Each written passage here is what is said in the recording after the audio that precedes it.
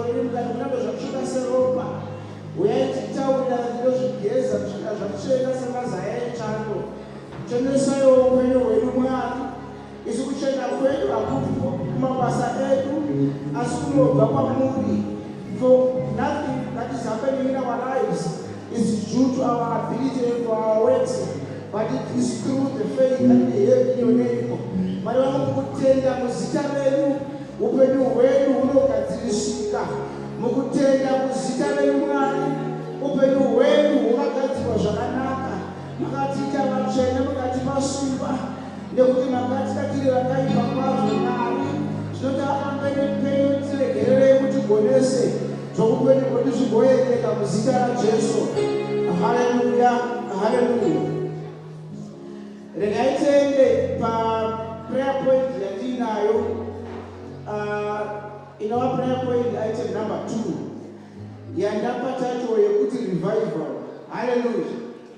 Tine revival iri pamberi penyu. Revival zvinongoreva kumutsiridzwa. Amen. Ngatigondamatai Mwari vatimutsiridze sechechi. Ngatigondamatai Mwari vatimutsiridze semhuri. Ngatigondamatai Mwari vatimutsiridze sema-individuals. Ezekiel anoti ndakaiswa pamupata ndobva ndaona mabhonzo anga asina nyama. Amen. Anga akawanda akachena kwazvo kureva kuti anga asina upenyu paari. Azvikazi mabhonzo aya angararama. Iye akati Mwari ndiri munoziva. Akanzi profita kumabhonzo aya umaudze shoko raMwari. Haleluya. Mabhonzo nobva aprofita ndokubva marunda adzoka kumabhonzo. Ndokubva mabhonzo anga akaparara adzoka rimwe nerimwe pamuviri wawo. Haleluya. Ndokubva zvanzi chitaura kumhepo ipinde kumabhonzo. Ndokubva vanhu vararama. Amen. Zvichireva kuti kune masituations ari muupenyu hwako ekuti vanhu vakamaona vanoti hachisina upenyu, vanoti zvakatopera. Amen. Vamwe vanhu vakatokudhisimisa. Ivo dzimwe nguva wakatozvidhisimisa wega kuti hakuna vandichaenda. But we have got a revival time that is coming by church. Yatiri kuuya kuzomutsiridzwa zvakare. Haleluya. Ngatigondamatai revival. Titi Mwari zvakafa zvinomutswa. Zvanga zvisina upenyu zvinoita kuti upenyu. Zvanga zvanzi zvapera zvinogona kutangidza futi.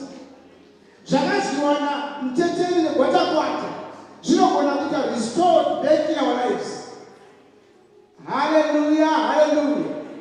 Umwe muimba akazoimba akati panguva shoma yasara kuti Mwari revive me. Amen. Zvinamatira iwe, namatira vana vako, namatira chechi ino kuti Mwari, can we be revived? Zvanga zvisina upenyu Mwari, ngazvidzokere zvive neupenyu tinamata. Baba, nezita raJesu weNazareta, tinokutendai mangwanani ano nenguva ipamberi pedu yamakatendera yerevival Mwari. Nguva iyi Mwari vanoshamisa. Ngaive nguva yakatinakira sechechi. Ngaive nguva yakatinakira semhuri. Ngaive nguva yakatinakira sema-individuals yatiri kutsvaka kukutsiridzwa Mwari. Pane zvamakaprofita kuupenyu hwedu, zvamakataura kuupenyu hwedu. Vamwe vanhu vakanga tisingazivi vakauya vakataura kuti upenyu hwako huchapfekwa hwakadai. Wakaipa akauya akatoka zvimwe akapa zvimwe. Asi tinotenda kuti imi Mwari, you are a God of restoration. Pane nguva dzamunotirangarira Mwari, dzamunoita revive our lives, dzamunodzoreredza makara upenyu hwedu nezita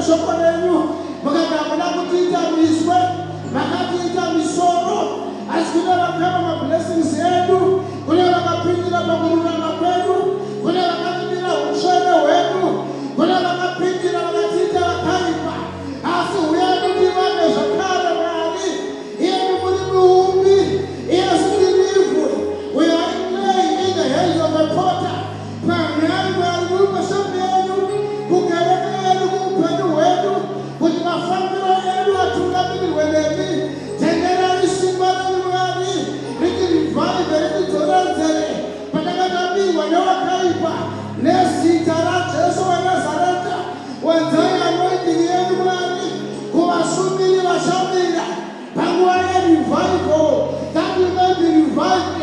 As mabhonzo ayanganana here akaprofitwa mweya ukauya akaprofitwa marume akauya angangarasika akadzoka tinonamatira gona unoopera Samueri ivo kamakateerera kuti David asonzwe navo ngariuye mwari panguva yerevival upenyu hwedu humazorevi nezita raJesu waNazareta. Mwari vanoshandura mukuru werufu chichiva chiedza chamangwanani ivanoomwe ari kuupenyu hwedu makereke pano nezita raJesu waNazareta. Iye unosumudza marume kumabvisa kuguruva achimagadza namasvingo enyika ino. Pindirayo mwari makereke ekwedu revival kwainouya Mwari ngaizi yashandura upenyu isaimanukunuku isaidzara mukati medu. Tumai mweya yedu Mwari ikunge vazhinji tiungane takawanda mutiitiremo zvakanaka nezita raJesu waNazareta. Patinoungana Mwari hatiuye kuzoita nyaya tinouya kuzosangana musharukwa tendenayo kusangana nesu panzvimbo ino kuti Mwari kuve zvakanaka nekuda kwenyasha dzedu muzita rinoshamisa ramambo Jesu.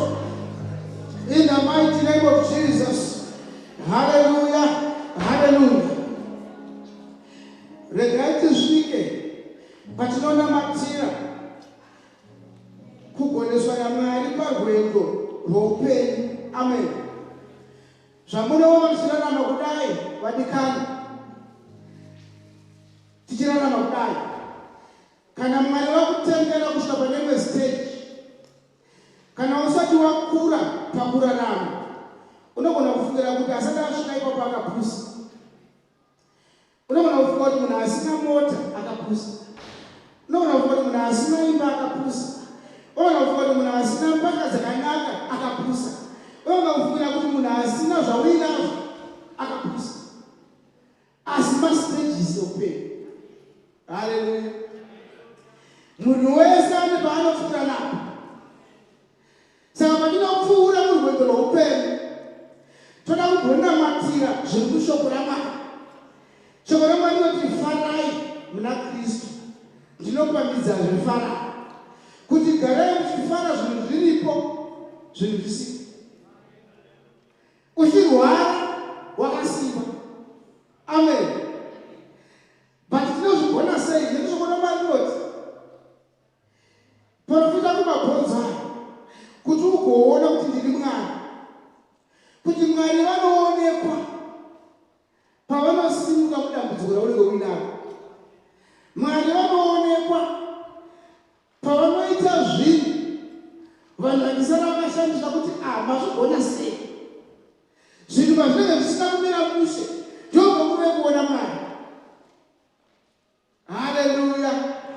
Umwe vanhu vakati gore rakabva mambo Hosea ndakaona Mwari. Kureva kuti even problem yako unofanirwa kuona Mwari. Joseph ari pamaPotifa ari eslave ndobva akapromotwa. Haleluya. Ari eslave he was promoted akaona Mwari. Amuje makanga apomerwa zvokunyepera obva anobva apromotwa zvikanzi you are now in charge of all the prisoners. Ndobva akaona Mwari ari munyika iyoyo yakupomerwa. Ndobva anomuka agavhuna. Iwewe sei ukaita problem unopererwa unotuka Mwari. Wautedza kutsvaka Mwari problem. Haleluya. Umboti Mwari ndikuonei kuti kana ndakuzozungunuswa ndinoti Mwari wakambondiita kuti ndigone kuuraya mbere nemaoko angu, kuuraya Shumba, ndinogona kuti kuuraya Goliath. Why? Because wakamboexperience Mwari paproblem. Hallelujah. Can you see God in your problem? Umbona matiramba kupachallenge andinayo ndisina mari ndisina basa mwana ndida kuenda kuuniversity anokuenda ndozoti tagara kuti mwana akuenda seuniversity. How did he go to the university? Ndisina mari. Mwari munoshamisa. Ndiogoropera kuzonamba zvomuchema kuti Mwari aita sei vanoshamisa. Saka ndiri kungoti in your problems fara ufare nekuti uchaona Mwari. I will have contentment in God. Paul ndinakadzidza kufara ndinazvo ndisina. Upenyu hwari hwobva hwangofanana. The challenges that we face is because kuona challenge usikuona Mwari. Chimbona matira kutsvaka Mwari problem. Uti Mwari every situation that I'm going to pass through. Toda kuonawo chimedu chekubata kweMwari. Ndiri kugwenga ndisina chekudya ndigozvawo mano. Chikafu ndakachambozvawo panyika. Vakachidya vari problem. Hallelujah. Tsvaka Mwari problem yako nhasi. Umboti hwako upenyu, I will be happy every time. Because when things are okay, I will be happy. When things are not, I will be happy.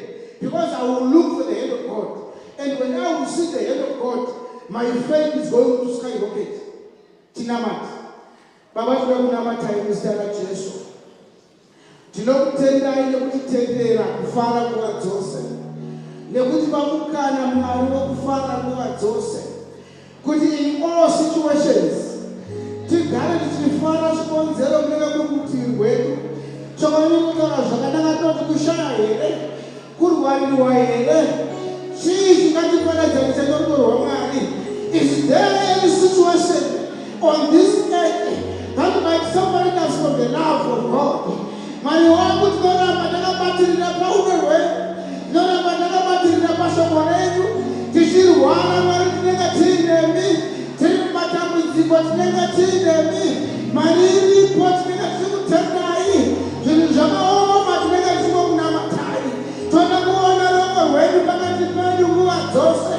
Nezita raJesu weNazareta tidzidzisei Mwari sendereke. Kubata kwenyu kwamakataura mukati, kurwa hakusiri kwedu, asi kurwa ndekwaJehovha. Tishandise zvombo zvisinei nesimba, nekuti nevamwe vane simba rakatidarika vasingagoni kurwisana navo, asi titaure zita renyu tigone kukunda hondo dzeupenyu hwedu. Tinomunamatai Mwari mangwanani ano, mutiridzaiwo simba renyu matiri, isaiwo kutenda kwenyu matiri Mwari. Tinoda kuona promotion patinenge takaomerwa, vavengi vedu vachinge varipo vakatarisa. Tinokumbira tafura igadzirwe pamberi pevadzivisi vedu. Iyemi Mwari murave muri Mwari, vakuonei tikuonei zvizikanwe kuti vanofamba naJehovha kana madhoo asina avhurwa hakuna unogona kumavhara. Tivhurireiwo madhoo enyu Mwari, tipinde mukati mavo, tigone kukunda nyika nezita raJesu weNazareta.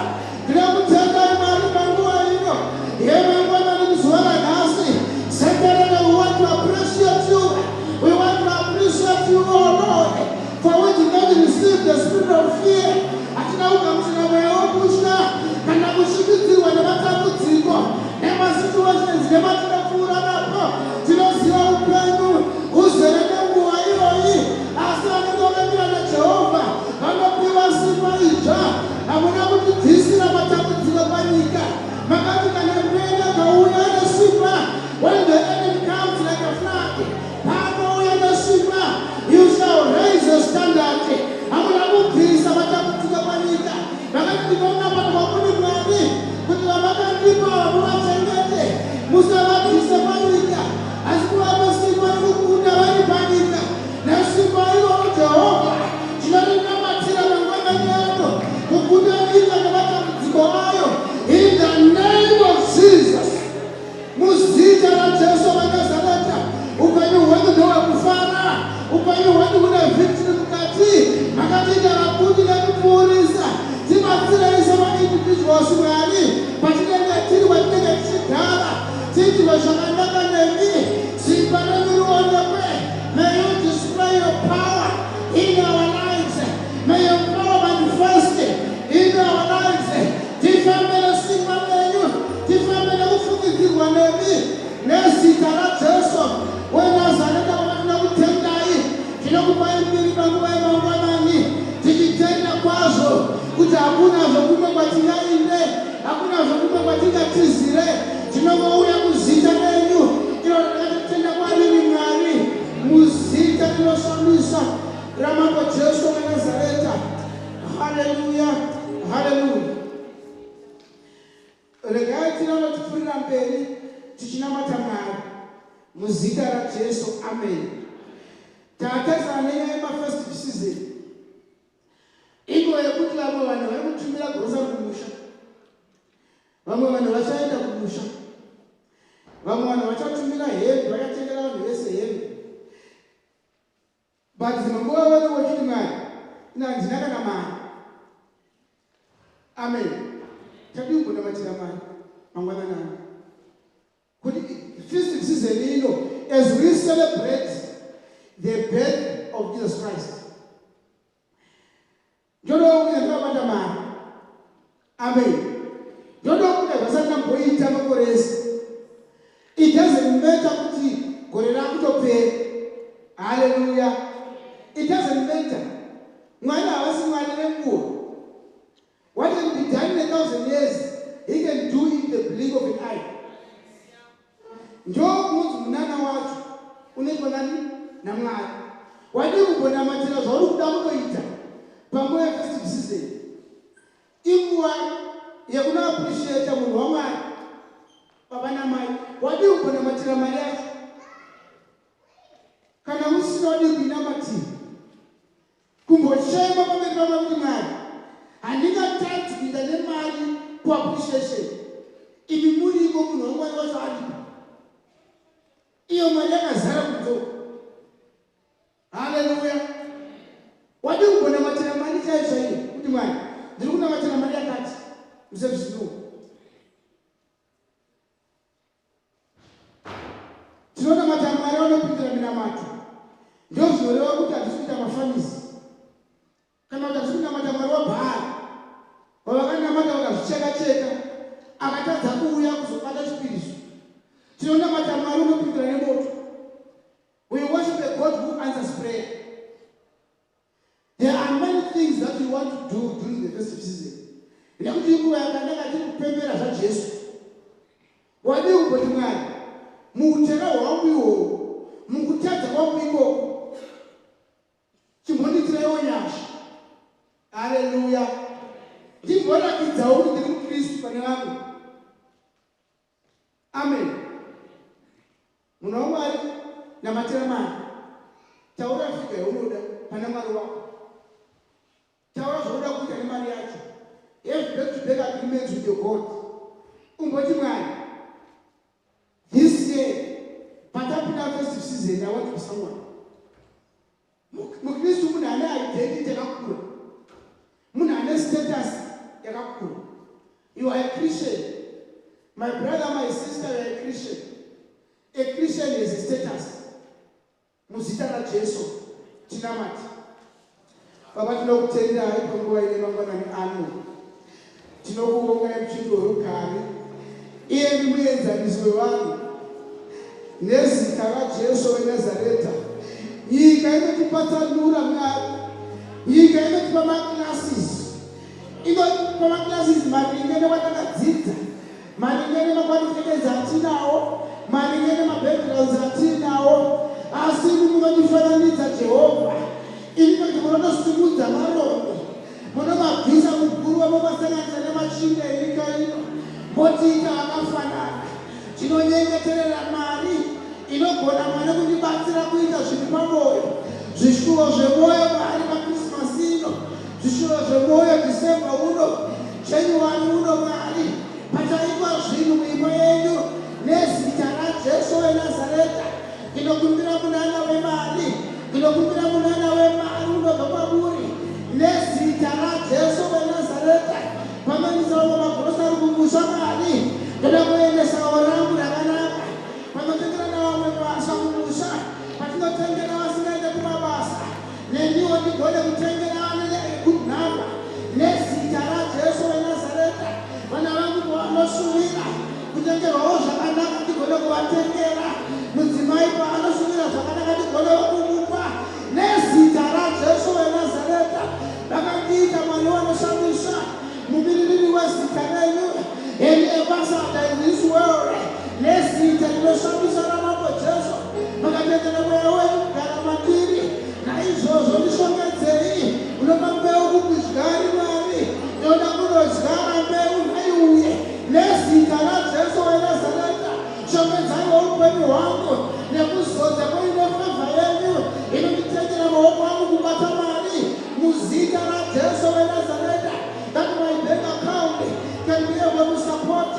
zviri pamoyo, zvishuvo zvemoyo. Tinonamata kuna Mwari vanoshamisa, tichiziva kuti zirivheri nendarama ndezvenyu.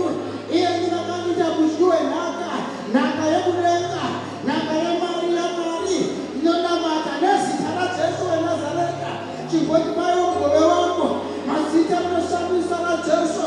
Mugove wangu Mwari ndiri panyika. Ndiraramira upenyu hunoratidza uKristu kune vasingatendi kwamuri. In the mighty name of Jesus Christ. Kune tinopera Mwari, ndimbofarawo nemhuri, ndimbofarawo nevana, ndimbofarawo nevavakidzani, ndichifarawo mamuri, ndichifarawo muna Kristu. Ndinokunamata Mwari vanoshamisa. Yeye muchengeti wemweya wangu, yeye muchengeti wevana vangu, yeye muchengeti wemhuri yangu. Ndinokunamata mangwanani ano, chengetaiwo Baba, mudurire provision yenyu muupenyu, upenyu huendeke chikonzero nenyasha, chikonzero nekubata kwenyu, chikonzero neupenyu hwenyu neruoko rwenyu, pamusoro peupenyu hwangu, pamusoro pekereke ino. Ndinokunamata Mwari vanoshamisa. Yeye murangariri wavanhu, tirangarirei mangwanani ano, tisiyanisei nevasingatendi muzita rinoshamisa ramambo Jesu. Father, we give you glory and we worship you in the mighty name of Jesus Christ. Hallelujah, hallelujah. Regaini goita my last prayer. They praise and worship you. Shula zveikuno kumberi. Mwari vari mubatsiri wedu muzita raJesu. Amen. Ngatimboedzai Mwari zvatakatarisira kuona muservice. Amen. Zvaunoda kuona iwewe muservice, uvaudze Mwari wacho. Haleluya. Ndokuti vazive kuti hauna kuuya kuzoona vanhu, asi wauya kuzosangana naMwari. Wadi kumboudza Mwari zvawakatarisira muservice ino muzita raJesu. Haleluya. Asi zvipamwoyo pangu ndinongoti Mwari, wauya wakaremerwa gaone Mwari. Haleluya. Auya achirwara ngaapore. Haleluya. Zvirwere zvaane makore zvine mazita ngazviperere pano. Zvakanzi nevana hazvirapiki ngazvirapike pano muzita raJesu. Haleluya, haleluya. Chimbonamata kuti Mwari, shoko ramunoparidza mazuva ese ngandikupindawo mandiri rindichidze maonero upenyu. Haleluya. Ndimboonawo zvakasiyana. Mwari vambokupawo simba rekuita shoko raMwari. Unogona kuita 2 kana makore ekuti ndakada kuita makore 20, asi kuita shoko raMwari rawakazwa pasina. Tadi kugonamatira kuita shoko raMwari. That when we hear it, when we learn about it, we practice it. Mwari vatibatsire. Let's pray for the service. Baba, tinokutendai muzita raJesu. Tauya kuzosongana nedu mangwanani ano. Sevanhu takasangana shoko rose, takasangana pakati pesamba tikataura nyaya, dzimwe dzakatibatsira, dzimwe dzisina kutibatsira. Asi tauya zvakare Baba kuzowana chikafu chavakataura kuti munhu angararamire chingwa choga, asi neshoko rimwe nerimwe tobva mumukana maMwari. Shoko renyu ngaritiraramise Mwari. Shoko renyu ngaritipe simba rekurarama. Shoko renyu ngaritipe energy yekufamba, energy yekuita zvaMwari pamakore edu. Shoko renyu Mwari ngarishandura upenyu hwangu. Tiwane a new insight, a new way of looking at life. Kubudikidza neshoko renyu vanorwara ngavapore. Pana zvirwere zvakahambiri nenyika ino. Vana BP, vana asma, vana cancer, ngavaperere pano nezita raJesu. Ngavazwe moto vadenga, moto wamweya mutsvene pavanotsika mukati megotsi rino. Ngavazvizwe kuti pavari akakwira mushe. Region akamudzwa Jesu kuti uyu une simba, akati maurire nguva isati yakwana. Kureva kuti zvinogona kuzvizwa, madhimoni anozvizwa. Ngazwe simba raMwari mangwanani ano nezita raJesu weNazareta. Parinoparidzwa shoko ngarishandura upenyu hwedu. Shoko renyu rive chiedza kutsoka dzedu, rive mwenje kutsoka dzedu Mwari. Tibatsirei mangwanani anosengereke, tiitiriwo zvakanaka, tikure pakukuzivai. Jesu afunga matiri. In the name of Jesus. Muzita raJesu. Hallelujah. Regai tidzosere kupraise and worship. Hallelujah, hallelujah. Wakafara chete, hallelujah, hallelujah. Chaka washani wa uno moresa. Nemosa doaka mo moresa chubu moresa odas.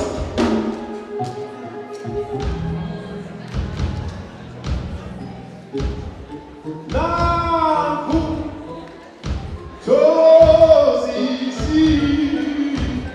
okaku tozisi yebogena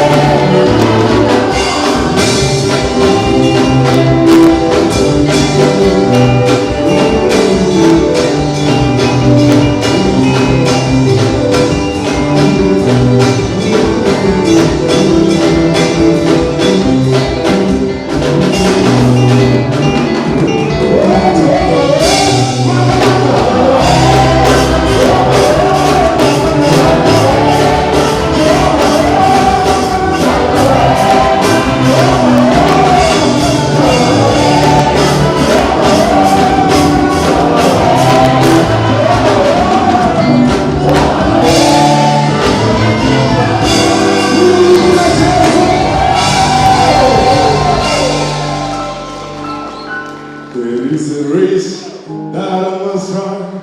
There are victories to be won.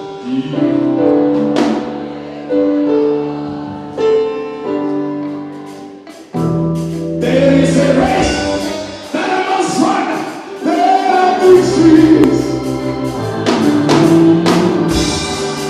To everyone tonight.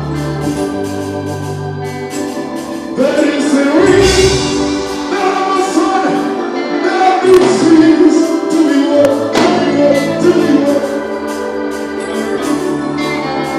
Oh, there is a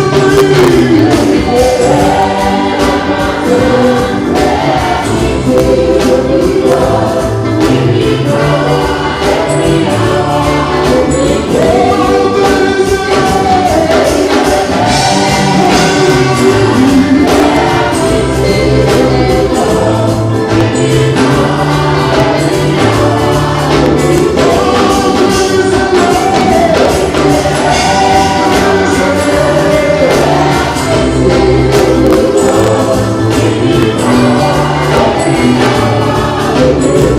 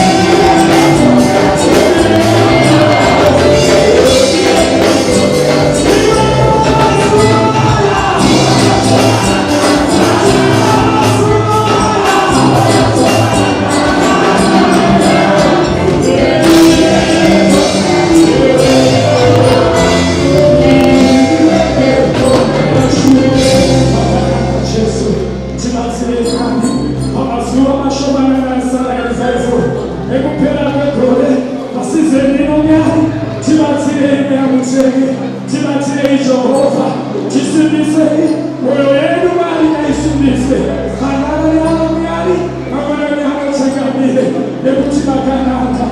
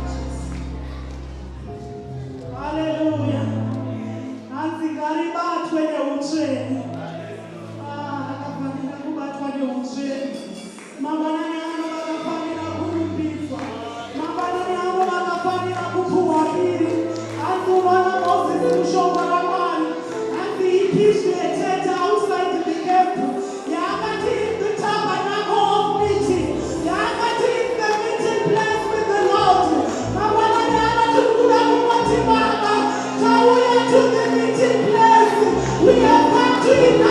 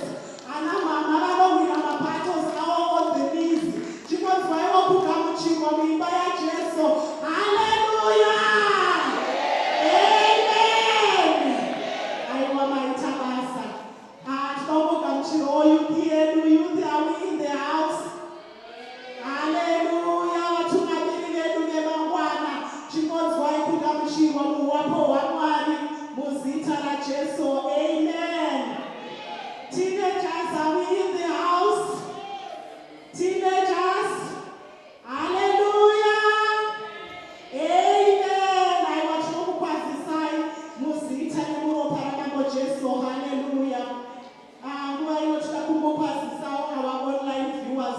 Walikuona wetu walipama Facebook that are streaming on YouTube. Chikozi wewe kugamuchirwa musita ni muro para mambo Jesu. Hallelujah. Amen. Ndisingapedze kuva nguva ino ndinakwisiro kuma items edu ezuva ranhasi. Ndichatanga naMai Chris Nyasha vachatipowo one song. Mushure mavo ndichakumbirawo mailifa vatiuyewo vachitipa testimony yavo tozopedzeserwa naBaba Nyamunga. Ngatiuye in that particular order. Thank you so much.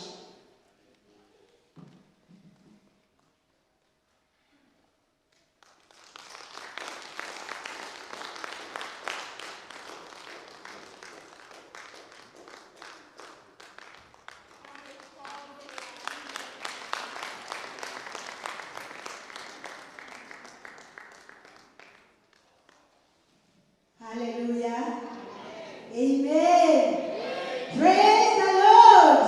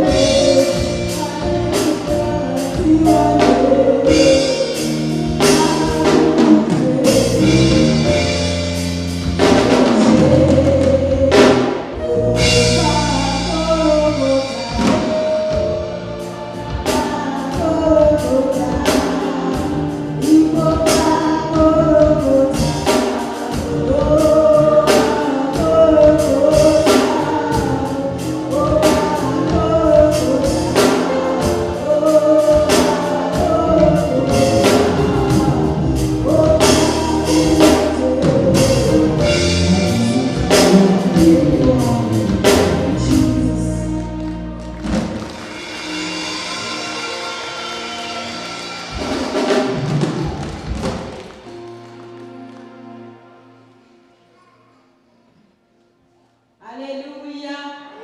Aiwa ndadzokazve. Haleluya. Ndikuzwa kutya Mwari mangwanani ano. Ndoda kutenda baba namama. Ndauya netestimony yemukomana. Hati ndakambouya ndikati mukomana ari kujeri akasungwa ndikataura zvandakataura. Baba vakadeclare prayer panapa. Ndoda kutenda kereke. Ndoda kutenda nyasha dzepanzvimbo. Because pandakanamata paya I think it was around maybe yakaenda kuna 1. Angotiva kuti ndakazvigarira zvangu ndichifunga nhamo dzangu ndiri mujeri. Ndatongopedzawo kunamata. Kwai ndakada mwana security guard. Akati iwe mukomana imbouya pano. Kukanzi zita rako ndiani? Achibva ati ndinonzi Trust Gondombe. Kukaiwai pandacheka fairo rako zita rako hapana. Gondombe hapana. Pana Trust but ameno sendo iripo. Which means iwewe pabhuku apa. Trust uyu wakadama kudhara. Maybe nana Julai kwatingodama Trust amunhu. But Trust hapana. Munoziva zvinoita Satani. Maybe painyorwa mazita vanhu nekuda kuti kune mweya iripo yakangokanganisa sendo kuti kuti vangu vangogara mujeri. But ndinotenda Mwari kuti hanzi kana Mwari pane zvaakusunda kuti ita usarohwa nemweya mutsvene. That Sunday ndakanonzwa kupushiwa ndichiti regai ndiite testimony. Zvakaitika kudhara zvekuda kubayiwa nebanga but that Sunday ndaingonzwa kuti enda unoita testimony. Kanti ndiMwari waida kuti pabreak something. Saka vachipedza kuona kuti zita iri harisiri. Vakati aiwa takutokuendesa kudindera kuti mutonotenga tiketi yoende kumusha. Zvichibudikidza neminamato yakaitiwa. Isu tichinamata pano pane zvazvichitoitika. Saka ndikuzwa kutya Mwari ndikuwa kutaurira mhere izvezvi but handina time.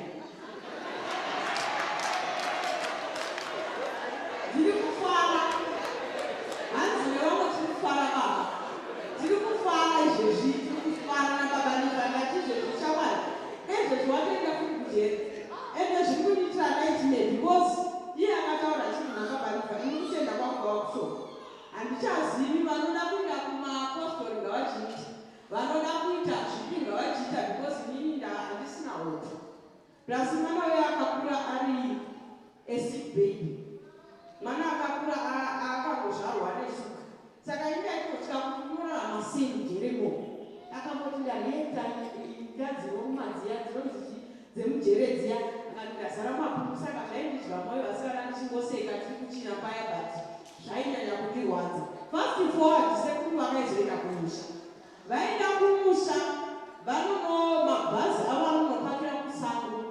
Saka ndine cousin sister yangu aitongoui kuchechi totovati madhabhosi nepabhodhi vanoyamusa vanhu vachidii. Akaenda ipapo ndakaona ukurwa Mwari kuti kana tichikumbirwa nevanhu vasingambotodzifisoka ivo kuchechi. Akasvika ipapa akagara mota yake akatora vese vaiva connected nakuti vangu vaiva mujere nakuti vangu akaenda naye vokuva kwavo. Haana kuzvitava kuti varume ava vaneimba kana tsikidzi. Akaenda navo akati vabikira sadza nenyama yakawanda. Vaikoonde wesadza kudai. Vabikirwa sadza vachipedza sekuru Trust vakapuwa mari nemurume wekazeni yangu 300 rand. Vakanzi mozoona zvokuita. Kwai pacrowd yaivapo pane murume aifonerwa nemukadzi wake achiti baba mwana imi ndimi breadwinner mukaenda kumushandi ingodzoka ikumwa neno mukasungwa neno baba vaya vakati hatina kana randi munoziva nekawana Mwari tiri Trust indaitofundidza kuti mari iyo vaigona kutotanga futi kudhakwa kana kuti vaigona kushandisa zvimwe. Akatora mari yake pamurume uyu akati ndindava mari ndakutosvika pamupadhuse pamukundamo imi chidzokerai baba munotora miri. Saka ndinoda kungokurudzira umwe kuti kana vasingaendi kuchechi vachiita zvinhu zvakanaka kudero isu vatendi taizoti my couches achazoiswa inda kana kuti chiibva. Ndakangodzidza chimwe chinhu ende ndoda kutenda kereke kuti handimukona kuti minamato ine simba kana tichinamatira. Minamato ine simba pane zvayakanobreaka zvatani ndavakukona watinideka. Asi futi ndoda kutenda Mwari kuti ngatiteerere kuti mweya mutsvene vanoti kuti sekuru vava free vava kumusha vakatomona mai vavo izvezvi vatana mudzimai vavo kuharare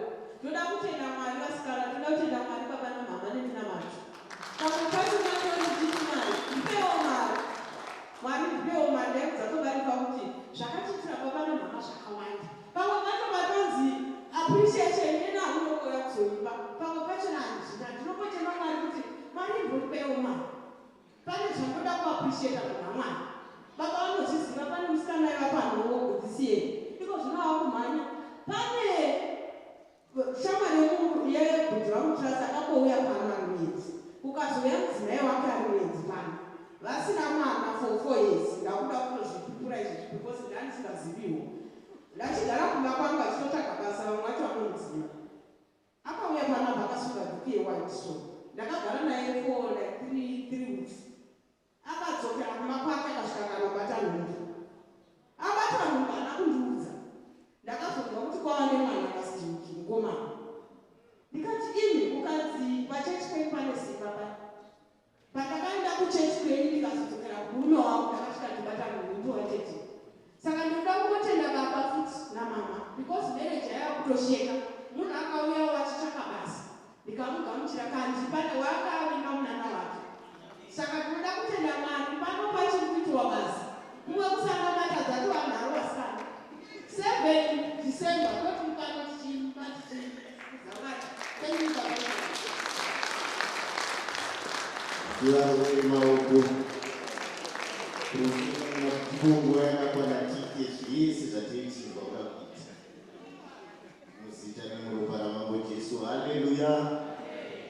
Ruremekedzo rwangu kuna mufundisi nedaro rese ripano. Ngatiorege kutoro nguva mumbacho zvinozonzanzi vatungamiriri vekereke havapupuri. Kana Mwari achitira vakuru vekereke anozotadza newe kuitira kereke yese. It's a very sad story, but the one thing that I like about the story, it's a story that has got a happy ending. Munoziva zvinoitika kana uchikura pacho unopfuura nepakasiyana-siyana nezvakasiyana-siyana. Asi tandinoziva zvina Mwari mukati inenge iri way yekukuendesa somewhere. Semunhu wese unongokurawo pamwe pacho zvisina kunyera mushe. Pamwe pacho nguva yekurara manheru warara hauna kugeza, chadyiwa hapana. Pamwe pacho ukazodya usina kugeza maoko, mbatya dzinongobviswa zorongedzwa. Pamwe pacho dzozotorwa idzodzo dzonzwi. Asi tina Mwari anoisa order, anoisa munana muupenyu hwemunhu. Rega ndimbosimudze munana wangu mainyamungauyai ndo munana wandakaitoona Mwari upenyu ukaita order. Anoona kuti akaaimauchemuze yes ndozvinoitwa naMwari. Rega ndingotoronga nawo ndikukoma mainyamunga vangotaurwa no2. Amen. Amen. Revival oye. Revival oye. Amen. Ndinga ngosumukira revival epapeperi. Ndinga ngosumukira praise ndochipishwe. Ndinga ngotaura zvishomanani pamusoro perevival. Tine revival kubva musi wa2 December to 7. Amen. Revival inguva yekumutsiridzwa. Amen. Inguva yekumutsiridzwa mweya yedu. Pane zvisati zvaita zvatakamirira kubva gore rechitatu. Chingozvinoudzawo shamwari, hama neshamwari kuti kubva musi wa2 December kusvika musi wa7 pano paefebuda kuti prayer center panenge paine revival. Mwari vanenge vachiita munana yavo. Vanoda dzimba dzinotengwa pano. Vanoda mota dzinowanikwa pano. Vanhu vaMwari vanenge vakazara nemweya. Vanhu vaMwari vanenge vakazara nekutenda. Amen. Hanzi gore hatisati ipapo mazuva mashomanani asara. Mwari vanogona kuita zvimwe zvinhu. Masuva anogona kungovhurika. Gore rinogona kupera wakutongotaura kuti ndatonzi January ndiri maneja pakambani yangu. Amen. Tida kungoti munokonzwadziwisa ichange ichiita pano. Pano paefebuda kuti musi wa2 ndingaindisire kuva praise worship. Muchibatsira kutamba nababa yangu ndatisa kutamba pano. Madimoni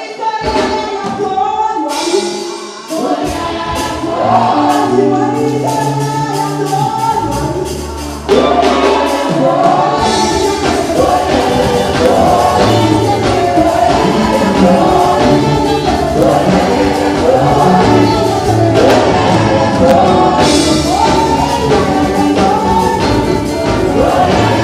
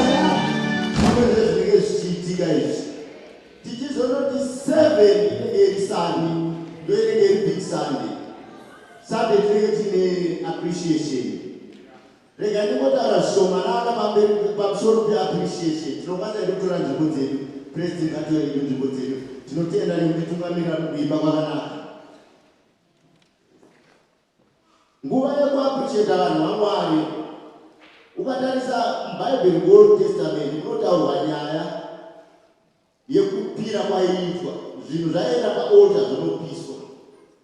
But nditi in our dispensation tichiri kuona Mwari. Pane vhesi yandakataura nezvayo patainamata last week but 1 tiro inoti honor God with your wealth. How do we honor God with our wealth? Mwari akatiitira zvakanaka akaisa ofisi yake pano. Kana ndichiti Mwari akaisa ofisi yake ndiri kuti chii? Mwari akatipa varanda vaMwari, akatipa varanda from his own heart, vafundisi vedu. So ofisi yaMwari iri pano yatinoendesa chinhu chinobatika physically kuvanhu vaMwari. Pauri kuita izvi hausi kunopa mufundisi chirichi, uri kunopa Mwari. Rega nditi inini patiri kuuya sedzimhuri sema-individuals ngatiuye tiine murangariro wekuti we are worshiping God. Tiri kuti Mwari tokutendai nezvamakatiitira, tiri kudzosera izvi pamuri, ndiko kupa kune ropafadzo. Saka ndinoda kuti sekereke titore step further yokoti tingoprepare ourselves pfungwa dzedu patichazonogara takumagrupu tive nemurangariro wekuti patiri kuuya tichiappreciate hatisi kupa munhu asi tiri kupa Mwari. Tiri kupa Mwari tiri kuofisi yake yevaranda vake vaakaisa pano. Saka ndinoda kuti tisunge tisvike patinonamata tingoti Mwari patiri kuuya nezvipo zvedu pamuri, Mwari tirangarirei. Tine vanhu vakawanda vane nyaya dzavo dzavari kuti Mwari kana vandipa Mwari ngavandiitire, kana ndanopa Mwari Mwari ngavandiitire. Ukavereka kuna X kune nyaya yemurume ainzi Cornelius, unonzwa zvinzi Cornelius was a giver. Ine painozotaura ichiti akaona vision ikati Cornelius zvipo zvako zvasvika pamberi paMwari, but haana musi waakanopa Mwari, aipa vanhu, but giving yakanodena Mwari. Saka tiri kuti chii? Ndopandiri kutaura kuti we are giving God. Don't go nemurangariro wekuti ndiri kupa munhu. Saka ndinoti panguva ino tingosvika patinonamata titi Mwari kuburikidza nezvipo zvangu ndirangarire, iwe ndounoziva nyaya dzako. Saka tingosvika patinonamata patiri kunodaro tinangoti tina baba vepanzvimbo mufundisi mune mhuri yakakura. Pane mumwe mwana wenyu wekuti ari kuda kupa, ari kuzvinzwisa, ari kubatirana nezvise, asi chekupa chacho hapana. Mufundisi ngotaura izwi kuti wese ari kuda kupa suwo pamazuva mashomanana asara Mwari angomuitirawo zvakanaka. Tinoziva kuti pakutopa kwedu ndopakuropafadzwa kwedu. Saka tiri kungoti mufundisi taura izwi kuti wese ari kunzwa pamwoyo pake kuti inini ndiri kuda kupa asi andina, ngangowanda zvaanoitirwa naMwari. Tingosvika patinonamata. Baba muzita nemuropa raMambo Jesu, tinokutendai Baba nechirongwa chatatarisana nacho cheappreciation. Chatinoziva ndechekuti patiri kuuya tichipa, tiri kupa ofisi yedu, tiri kupa kwamuri kuburikidza nevaranda vamakatiisira muno muguta. Mwari vamwe vari kuuya vachipa nemisodzi, vari kuti Mwari tine masituations akarisa, atiri kutarisira kuti kana tapa imi Mwari musarambe makanyarara. Mwari vamwe vanoda vana, vamwe vanoda rufaro kudzimhuri dzavo, vamwe havana mabasa, vamwe vari kuda dzimba, vamwe vamirira mapeniti, vamwe upenyu havasi kubva kwavari, havasi kuziva kwavari kubva kana kwavari kuenda, asi vari kutenda kuti vakauya nechipo chavo, imi Mwari musarambe makanyarara. Tiri kuona mata Baba patiri kuuya sedzimhuri, patiri kuzonoungana kumagrupu, tiri kutenda kuti imi Mwari muri kuzenge muri pakati pedu, tizviite nekunzwisisa, tizviite neunderstanding, tizviite tiri murudo, nekuti chatinoziva yechiyefu giver ndiye munhu anoropafadzwa. Tiri kungoti Mwari zarurai masuo Baba. Tine vamwe vari kuda kupa asi havana, tine vamwe Baba vane nzara nenyota yekubatirana asi chekuuya nacho havana. Tiri kungoti Mwari zarurai masuo. Tiri kuuya patiri kuapisheka varanda vaMwari musi wa7 tinongorambidza zvinorwa nechiitiko ichochi. Tiri kungorambidza kusabatirana from magroups. Tiri kurambidza mweya wediscorder. Tiri kungoti Mwari patiri kuuya pazuva iri itirai mumwe nemumwe wedu zvakanaka. Takutendai tasiya zvose kwamuri. Tiri kungotenda kuti imi Mwari muri kuzotiitira muzita nemuropa raMambo Jesu. Amen. Ndinotenda nenguva yamandipa. Hanzi nemumwe mutauri baba ndomutema mai ndooda indooda yekumba kwedu muzita nemuropa raMambo Jesu. Haleluya. Haleluya. Haiwa tinotenda Mwari. Hanzi kana pachinge paitwa urongwa vatumwa vanenge vatomirira, Mwari vanenge vatogadzirira. Isu tisingazotaze hedu kuita pitch up asi azviretigedzise mweya waMwari kuti uwapo. Saka ndinoda kukurudzira vanhu vose kuti parevival iyi vatumwa vanenge vakatomirira from day 1 to December tichingotanga vanenge vatova pano. Saka usamise mukana wako wekusangana nenyasha, usamise mukana wako wekurangarirwa nedenga. Amen. Baba tinotenda nema-items, tinotenda nema-items vose vona vaona kupupura muimba yaMwari. Tinongotenda neminamato inobatwa panzvimbo ino. I think we can see kuti God is doing things. God is at work. Let's not underestimate the power of God that is in this place. Amen. Hallelujah. Panguva ino ndichadawo kukwazisa vaedzi. Amen. Okuti tine vativhakachirowo here muzuva ranhasi, vatanga nekupinda nesu muzuva ranhasi. Mungondiratidzawo nekusumudza maoko kana tine vaedzi pakati pedu. Amen. Ndikuona maoko ari kusumuka. Ndikukumbirawo kuti mungofamba muchiuya kuno kuti kokugamuchirai the AFM Ruka Prayer Center Family Way. Amen. He died for me on Calvary, and He washed my sins away. It's a wonderful day, oh yes, it's a wonderful day, it's a wonderful day, it's a wonderful day.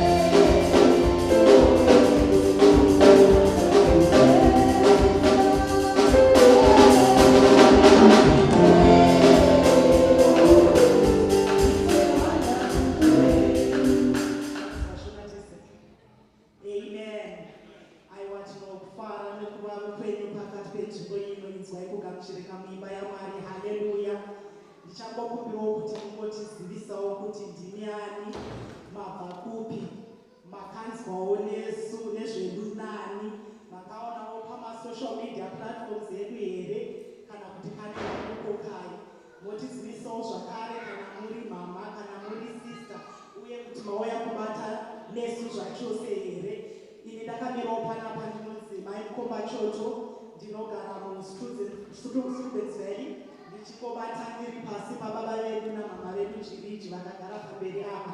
Saka ndichakukumbira kuti mungozivisa kereke kuti ndini ani uye mauya kubata nesu zvachose here. Haleluya. Amen. Amen. Ndinoitwa Sister Patient, ndinonamata AFM, ndinogara kuFront.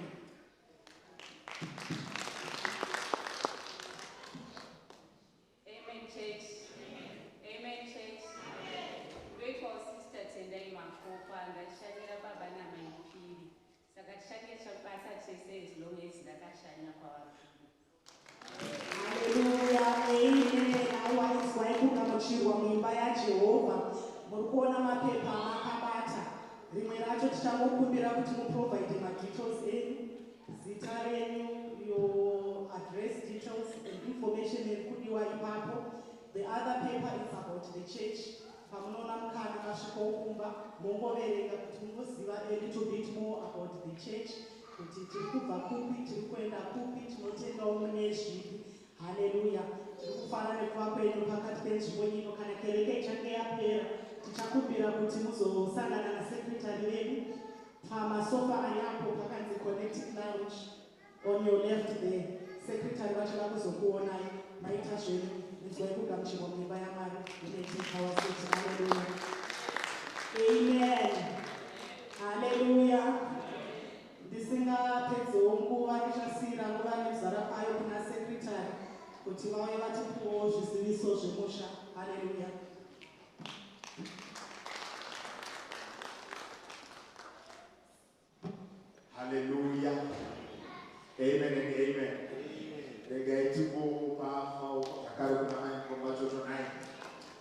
Tungamira zvakanaka muzita Jesu. Amen.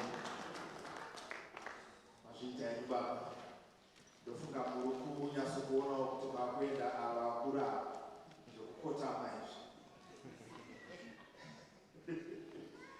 Aiva tinotenda Mwari naye. Regai tikorere muteto wangu kuna mama nadedi. Ava mangwanani kereke. Regai tipanane zviziviso zvezuva ranhasi. Chiziviso chedu chokutanga chiri kubva kumadzimai. Madzimai vari kutizivisa kuti vari kutengesawo maimbo avainavo ari kungoita ma50 chete. Vanomada Adonai Sister Joyce. Regai tipanane zviziviso zvinoenderana nekereke. Kereke tiri kuziviswa kuti mangwana kureva kuti Monday muvhuro wamangwana uyu we have prayer and fasting. We break our fast ipopano pachechi between 6 and 7 p.m. Mwari vachingokurudzwa. Amen. Chechipiri ndechekuti tine ma-midweek services edu atiinalo every Thursday online at 7 p.m. Please make sure you join and be ministered unto. It's an important event and it's an important thing. Tinewo Holy Communion kana kuti tine chidyo, tine Holy Communion yedu yekupedzisira kwegore iriko musi wa30 November. Vanoshanda pamuviri waShe kana kuti paota, vashandi vepaota, gadzirirai chiitiko ichi. Tiri kungodzidziswa kuti havaenglish service because ine Facebook page yayo. Ndinongoramba ndichingoti now has kureva kuti tinongoramba tichinokurudzirana. Ndinongoramba ndichingodzineyo kumedia. Chinhu chinonzi media hachina pekutangira, hachina pekugumira. Saka tinongopanana zviziviso izvi every week. So they've got an English page. You can kindly support their activities. We are also encouraged media team redu to we support our church by liking, sharing, and engaging with our content on social media. You need to follow my church. You need to follow us on Facebook, Instagram, YouTube, and TikTok so that we stay connected.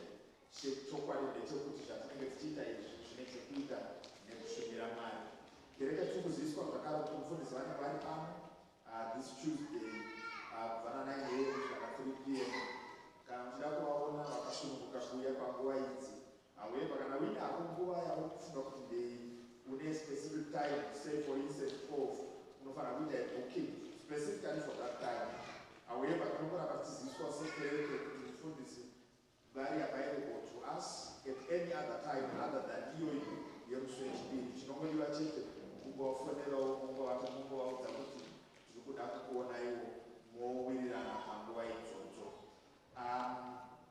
Every church member is encouraged to invite a friend, a family member, your neighbors. Just invite somebody. Come with them to church. Tingovapamochete tose. Hallelujah. Tinogara tingoiudzwa kuti ngatirangarirewo mission house yedu. Shanda ukasewo kuleader wako zvichingotiitira zvakanaka. Uyezve kereke panapa tinobvisa zvipo nezvegumi. Tine nzira dzakaitwa zvakanaka chaizvo.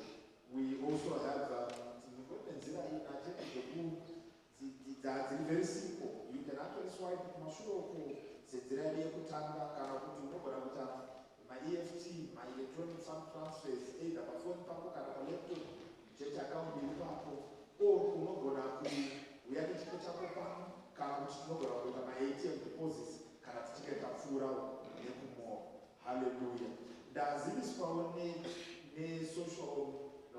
nemedia team kuti pane chiitiko chakaitika, handisi kuti manheru here kana kuti irini, but pane zvakaitika pakambovhurwa masocial media platform yedu, vanhu vakanzi gesai kuti munhu ari kuuya kunge ari pakati pedu ndiani atizotishumira parevival. Aindainakirwa zvavo ndichingoti magesi aya. This is what we mean by guessing. Hallelujah. Akugesa kunawo makapeka multiple choice. Ukangonzi Jesu unongonyora chero zvawaita sei zvawanda ndo zvandaiona ipa. Asi chokwadi ndechekuti most of the guesses were actually not guesses, they were actually informed guesses. Hallelujah. Saka tinaye kushumira ari kuuya kuzotishumira parevival. Tinavo vari kuuya kuzotishumira parevival. And pandaitarisa ndakamboti ameno vakomana veteknology mombonyatsotibatsirwa panonzi nyatsokubhuleya munhu nyatsokubhuleya chaichaicho because munhu ndaimuziva even vakabhuleya.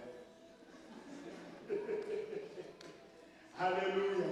Saka nadzine vekumedia team hanzi sungodrive chiwana gesi yavo yavairaii vakaonosvika kuti vakagesa zvachaichaizvozvavo mufundisi vari kuenda vako mufundisi tashu. Haleluya. Atibongerai maoko amweni takatarisira revival tina mufundisi tashu naye inini mfungo wangu wangautoriwe kuti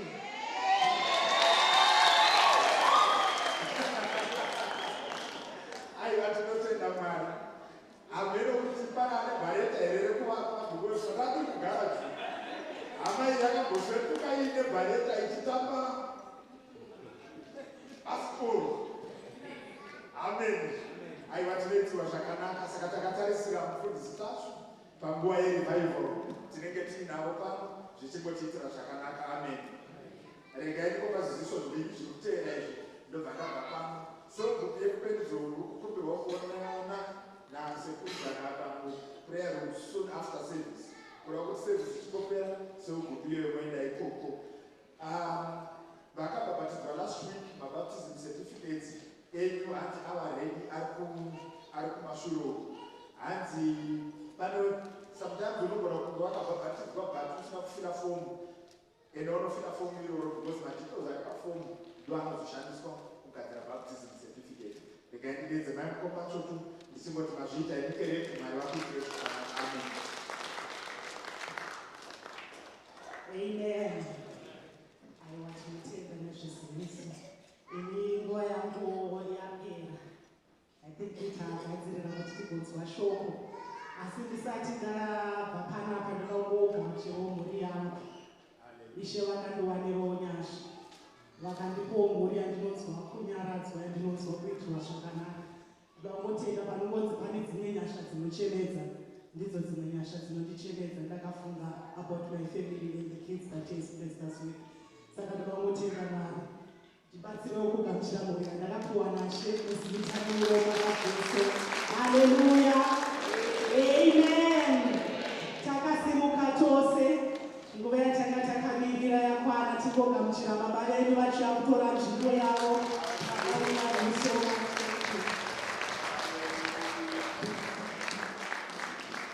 Hallelujah.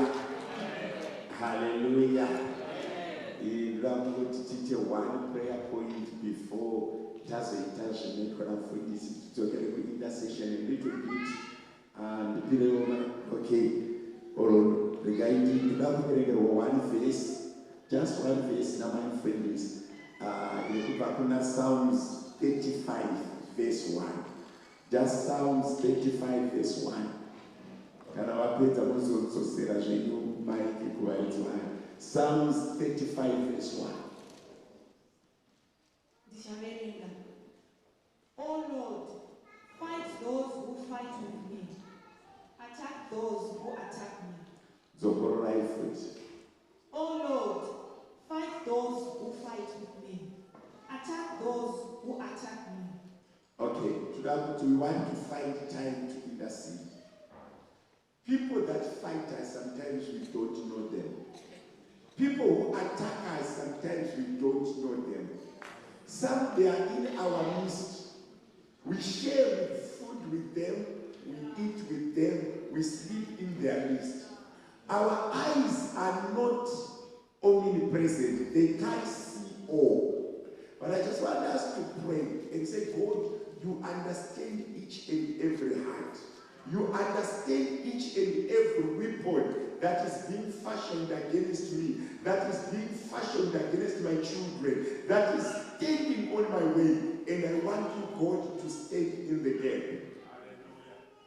I like the way why Samson said, God, I need you to take vengeance of my eyes. My eyes cannot be taken and it just goes just like that. You know, the life we live in a world where people are evil, and their evil cannot be seen with the naked eye. There are people that always see potential, they kill. They see what is good, they kill. But they don't kill from afar. Some of them, they are very, very close. Because our eyes are limited, our knowledge is limited. We now want him who understands every weapon to come and fight for us, to come and stand for us.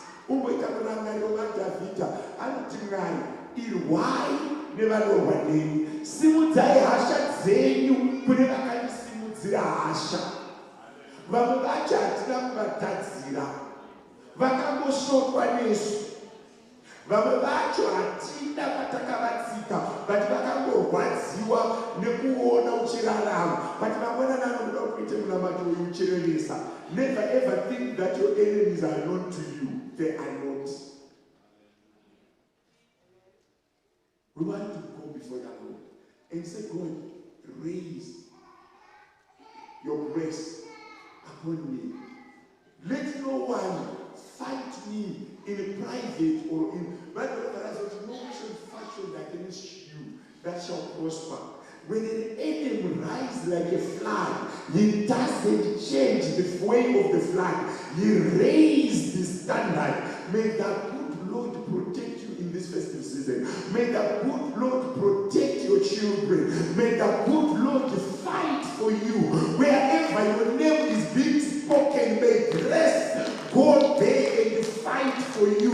Wherever your child's name is being mentioned, wherever the future of your children is lying, may the good Lord go there and raise a standard.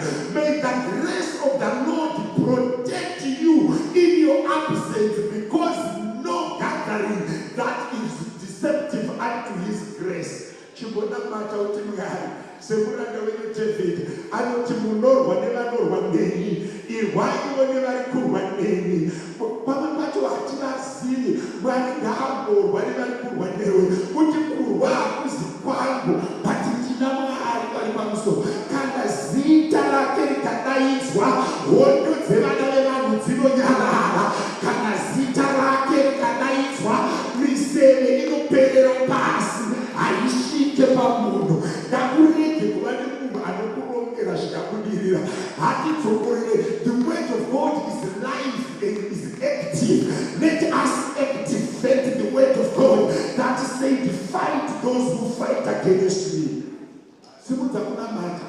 Tanga kunamata uri ipapo. Uti Mwari wekudenga, irwai nevanorwa neni, irwai nevanorwa nevana vangu, irwai nevanotaura zita rangu, irwai nevari kubata zita rangu, irwai nevari kuita sacrifices upon my children, vari kuita sacrifices upon my life, vari kurwa newe, denga ngarirwe navo, vakabata ramangwana, denga ngarirege kuramba rakanyarara. Saka kunamata, vamwe vari kubasa, vamwe vari kuzimba, vamwe tauya navo kuchechi. Taka kunamata uti Mwari, ndinorwa irwai nevanorwa neni. Mwari wekudenga rangarirai vanorwa neni. Mwari wekudenga rwirwai nevanotaura zita revana vangu, vanoshumira zvakaipa pavana vangu, vanoshumira zvakaipa paupenyu hwangu. Dzokorora mazwi aya, uti muranda wenyu David akati, irwai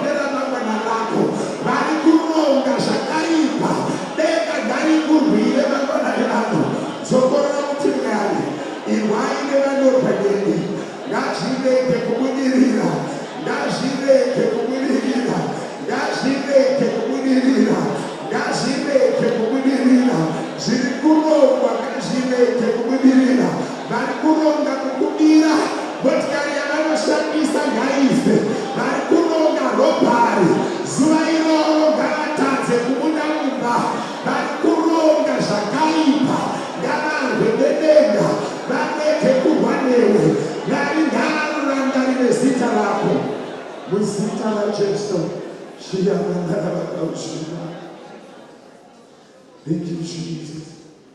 Hallelujah. Oh God, if you have a thinking that you do not have enemies, you are lying to yourself. People can just hate you for who you are. Can I read this? I was praying for a spirit of witchcraft, and that woman was just bewitched.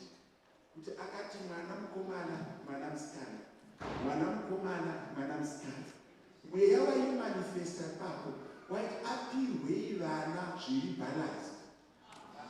Zvokuti ati mukomana uzoti musikana, uti mukomana uti musikana. Saka utomurume. Unoziva here kuti kungobata mimba zvogona kutaisa munhu kudya. Kungoti wangotakura pamuviri kune munhu anokutadza kudya naizvozvo. Unoziva here kuti kungoonekwa mukabire cooking oil zvinogona kukonzeresa munhu hasha. Ndakamboenda kumusha negore, I think that was 2009. Ndikanzwa ine hama ichitaura kuti mwana waTeresia kudhiraivha mota wangu akagara pabridge. Mwana waTeresia kudhiraivha mota. Ndikaoneketa 3 accidents in 1 week. Kunzoko kune pamunofanira kumbobhirwa naMwari. Usina chawatadza, usina wawarwa naye, usina wawapopotera, kune munhu asina kufari kukuona. Izvozvo zvega zvekuona zvinotosimudza hondo mumaplatform. Ndaitaura nehama zvikanzi kwamuri kuSouth Africa kwakamboita sei? Ndikati kwakadii? Zvikanzi vana vemunin'ina wangu vese vakaenda vari kudzoka nedzimotikari. Ende pacho pamwe pacho patinoda kuti vatadze kusvika vari kusvika. Kunombebe pamunoita manyawi pamakuenda voti taamunzira, taapapage bridge, taakucrosa border. Ivo vanenge vachiwedzera mishonga, vachiwedzera mishonga. Rume rwendopatikai vati pipipi huta pasvika pachiwanzi. Mukaita manyawi kuudza vanhu, munovapa mukana. Zvimwe zvinhu isachagara mapena nemotaka kutaka kumusha. Ndingobatikai masvika. Because kune vanhu vakakuitirai mhiko vanonodzichera, vanonowedzera. Unoona kuti munhu anoita mapanja matatu, 1 goti rakakutikapa, wakadaira kutikapa, wataikairwa kuti zvipikiri zvacho zvinotsikwa nemota yako chete dzevamwe dzichingotaka. Munamatoka uri kupedzwa uri kusina munamato. Ukati fambe ichimarirwa ine vanorwa nemi. Ukati gare woti mari rakadai vanorwa nemi. Hondo irege kuva maoko ako, irarame mumaoko anokuchengeta. Amen. Umwe munhu anovenga vana ngoona mwana wako sokumumaka. Just like that. Kurwa akuzi kwenu. But I want to tell you this. The devil will never rest. You always fight. And the issues, what is the word of God? Must have been some chance of that she will be. What we that even you also food or that one can almost go out in the one was she a cooking bag?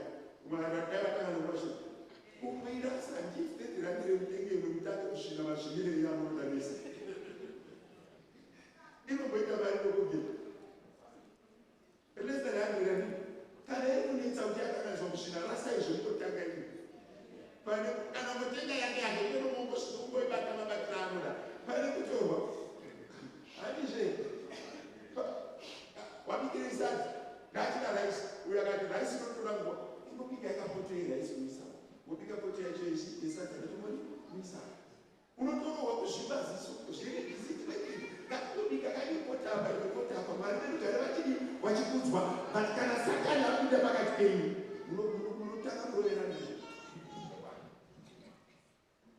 Hallelujah. Ndakambobvunza munhu ngati zvamabvira kuti hembe hadzina kuaina was it not better kuti aina wega ngariwa munhu chichiritori otora aina munhu aina neko. Ndakambopinda munonzi industry yehospitality varume vanenge vachitori anonzi pachitoita nenemi otora trouser achito aina deka dani kupinga munhu kuti stupid otora kaaina achito aina deka kana ndakuchera rakaaiwa zvinozikanonzi raaiwa nani. But kana Satan akapinda pakati penyu munoimberi Madzimai, regai nditende, my dear Bible readers, regai nditende Mwari nevacheya zvakanaka, nevatungamirira intercession zvakanaka, Maikoma Chocho, Baba Magunda, komborerwai naShe, Mwari vachitiitira zvakanaka, ndinokukwazisai mose. Thank you so much for coming when everyone else hesitated to leave the house. When I woke up, I find it raining. I thank the Lord for the rain, but I knew a few individuals will have challenges. Vamwe vacho vane magenuine concern, vamwe vacho vangoremberwa kuti isu tiripo tauya kuchinaya. Mwari verugare vatiitire zvakanaka muzita raJesu. Hallelujah. MaThursdays edu ari kusimuka zvakanaka. We have very powerful teachings. The call to build beyond ourselves. It was very touching. Just follow them. You get good revelation out of them. I was listening at them. Where is he? It was so powerful. Very powerful. I was reading the notes. And the call to build beyond ourselves. Jesus, the master Jesus, the master systems builder. The current is faith. Led us through people, and the purpose of his coming is people. Building what time cannot erase. Building what time cannot erase. A prayer that will live into next generations, that is laid by faith. I was following. I have the notes. Amen and amen. Anchor in the divine purpose. Fuel your building of what cannot be erased with faith. Invest in people. Empower multiplication. Amen and amen. It was powerful. Remember spending my service to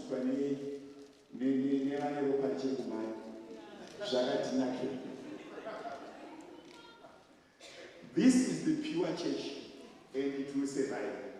If we can see this, we are going somewhere. Especially the appetite to do it. Okay, can you read? Nokuti makaponeswa nenyasha kubudikidza nokutenda uye izvi hazvibvi kwamunhu chipo chaMwari.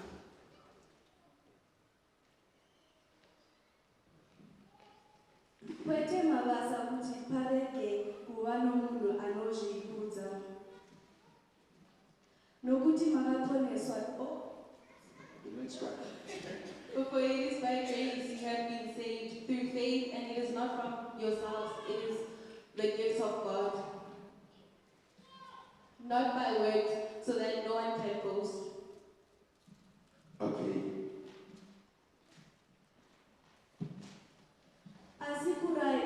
Asikurai munyasha nomukudziwa Ishe nomuponesi wedu Jesu Kristu ngaave nokubwinya zvino uye nokusingaperi. Amen.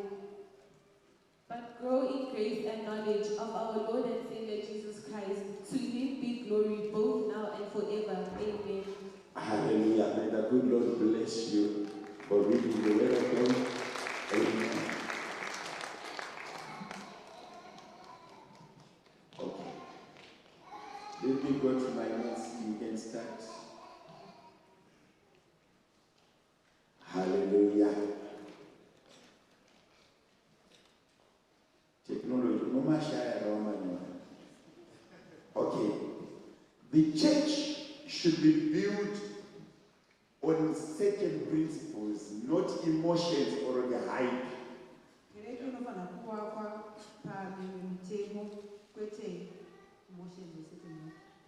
Okay. The church inofana kuvakwa prayer.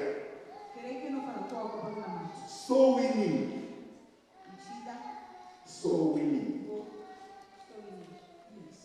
Kutendeutswa kwevasati vatendeuka kana kuponeswa kwemweya yevanhu. Yes. then taking care of the poor nekuriritira varombo and missions. nemamissions. The church should be centered on grace. Chechi inofanira kugara pakati penyasha. Now, you know, church in the hype. The church is living on hype. Unoona pakaita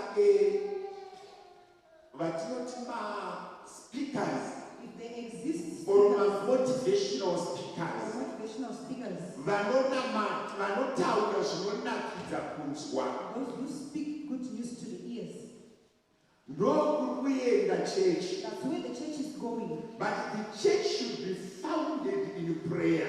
Kereke inofanira kuwanikwa muna vantu. Church inofanira kugakurarama panyasha dzashe Jesu The church Kristu. must survive in the grace of Jesus Christ. But izvezvizvi kune vanhu vakauya mubasa raMwari There are people who came in the way of the vanogona Lord, kutaura who can speak zvinonakidza. good news, motivating news. Unoona kuti ma-likes nema-followership And one of my legs, evanhu vanotaura zvinonakidza, those who speak exactly, and the majority of the talks vazhinji vacho vanotaura must street talk. are street talks. Panomwe ndakanzwa achiti I heard someone saying, kana wakuita mari if you are not getting married, ngwavha hustle. unofanira kuva munhu anogona kungwavha ngwavha. You must be someone who is able to hustle. It's not biblical. I've seen them Simba redu raakatipa the power that he gives nderekunyengetera us, power to togara munyasha. stay. Ukanesa the last did scripture in Peter, the last scripture. But grow in the grace and knowledge of our Lord Jesus Christ, our Savior. To him be the glory both now and forever. Kureva kuti kana munhu akusimuka Someone is rising. ngaasimudzwe nenyasha, Be raised by grace. arege kusimudzwa Not be raised nekungwavha by ngwavha. hustling. Unoziva kuti kungwavha ngwavha hakuna limit. Do you know that hustling doesn't have a limit? Pamwe pacho munhu anotanga kuhasira mumba chaipo. At point someone starts hustling in the house. Kuti wapirwa mari yenyama kumba, And you're giving money to buy meat. unotenga yako expire, And you go and buy wobvisa mateki, and remove tax. wosara nechange, And remain watohasa. you already hustled. Wopirwa mari yegrosari, Given money to buy groceries. wobva vatenga wotsvaka woseva, And you save the money. wototi ndahasira. And you said you've hustled. Vamwe vana vakuhasira mudzimba Some kids are hustling in the house. against the word of God. Zvichipikisana neshoko Kuti raMwari. mwana arumba anoti ndasuka maplates, pay me. Vanoda kubhadhara kusuka What mari. is my incentive for doing the dishes? Ndokuita Hustling in the house. kungwavha mumba.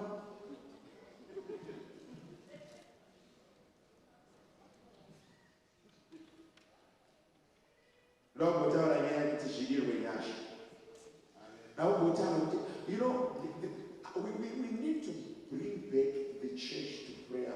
Toda kudzosera We kereke need to kuna bring Mwari. back the church to the fear of the Lord. Toda kudzokera kereke We need kutya Mwari. to bring back to winning souls. Toda kudzosera kereke We need to bring back the church from the appetite of personal money to the appetite of the kingdom.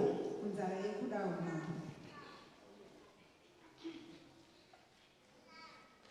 The level of negativity is growing. The level of negativity is growing to such an alarming stage of people that are recognize that whatever is happening, we need to bring grace into the fold. Kuti kana takomborerwa naShe, We are blessed by the titi Lord. Mwari watiitira We zvakanaka. say the Lord is As much as we are growing physically Pamweya. and spiritually and financially, let's acknowledge that the Spirit of the Lord is the one behind it. Ndouri kumashure kwazvo zvose.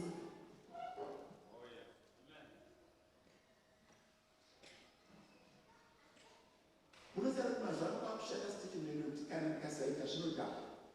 There's the same if I don't do it. Ndikasaita basa munofanira nzara pano.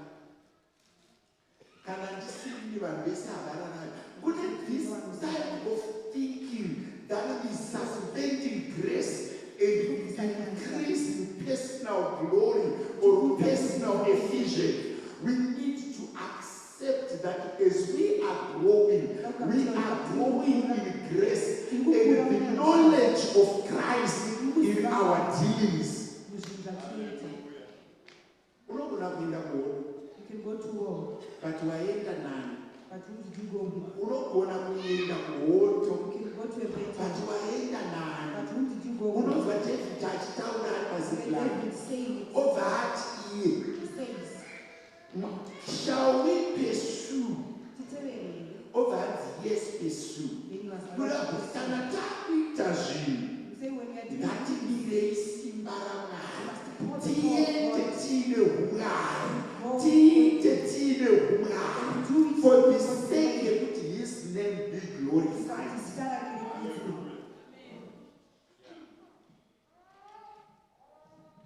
Unozwa munhu achitaura kuti vasina pane statement yandakaisa pasocial media kuti kune the attitude of thinking that people who do not have, they are not trying enough. There's a thinking that people who are not prospering, they are not praying enough. And a thinking that people who are struggling, they are not educated enough. But we are suspending the grace that is taking us to where we are and acknowledge our own intellect. Taudzokera panyaya yenegativity. Unozwa munhu achiti ndozvivharisa. Hamuzamambaizwa statement iyo. Ndozviri. Pacho pese pakavharwa ngatidirenya. Munhu akavhara inodira nyasha. Munhu akati hauniri inodira nyasha. Munhu akati hazviiti inodira nyasha. Munhu akati mune varombo regai kuramba. Ichitazvidzwa. Asi Mwari wenyasha. Mwanakomana waDhavhidha. Tinzwirewo ngoni. Unozwa Pita achitaura kune bofu Bhatimeo. Anoti nyarara. Chengeta rugare rwako. Vanodaidza kuti mwanakomana waDhavhidha. Tinzwirewo nyasha. Irai muchidero chenyasha. Mwana akafoira. Hatisi kunamatira ripoti. We are not praying for the report. Tinotsvaga ticha wema-extra We are lessons. looking for a teacher for extra lessons. Zvakatinakira kutsvaga ticha wema-extra It's lessons. good for us to look But for extra ngatinotsvagai kanyasha. but Tigonyengeterera nyasha. and pray for grace. These days unozwa macharo zvakabvainda. You some of these hard. Even when people talk about our country Zimbabwe, When people want to people are saying negative everywhere. But hatisi kutsvagawo here maPriest. but I'm not looking for Christians. Atimarirai nyasha We are saying, Lord, pour grace upon Zimbabwe. Mwari nyika ino. Lord, remember our Ndiri country. vanhu makamboti We are the one who kana vanhu vavo if my people vanodangwa nezita that ravo are called by my name, vakazvininipisa they humble themselves, vakasiya they zvakaipa live vakanana zita ravo they call upon my name, ipapo ndichanzwa kuchema then kwavo. I will hear their cry. Service inoda kuti munhu ambozwa kuti I can go into grace. He says you must hear that Grace nobody every will level. finish. Let's quench this attitude of negativity. Vana vemazuva ano havana huni. Because of nowadays they are not being heard. Chingwa chekudhara chainaka. Hamuna mazuva ano vakadaro. Dai Mwari vaida kuti chinhu chainaka chekudhara dai wakaberekwa kare. Wakaberekwa pamazuva anhasi. Tenda nyasha dzinokuraramisa mumwaka wauri kurarama. Tenda nyasha dzinokuraramisa mumwaka wauri kurarama. Tarisa munhu ari padhuze newe.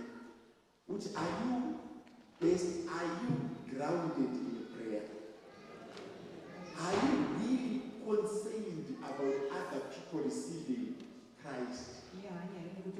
Are you concerned about the well-being of other people?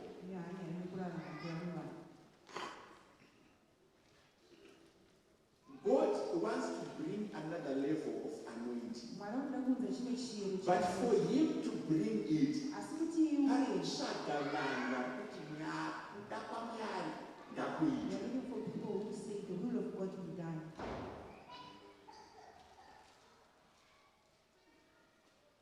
If you read 1 Peter chapter 5, verse 5 to 10, 1 Peter chapter 5, verse 5 to 10. I will read 10 only. And the God of all grace, who called you to his eternal glory in Christ, after you have suffered a little while, will himself restore you and make you strong, firm and steadfast. Without talking about it, you don't say firm and steadfast. You know, suffering is a reality in this world. But the assurance that after the suffering or in the suffering, there is grace.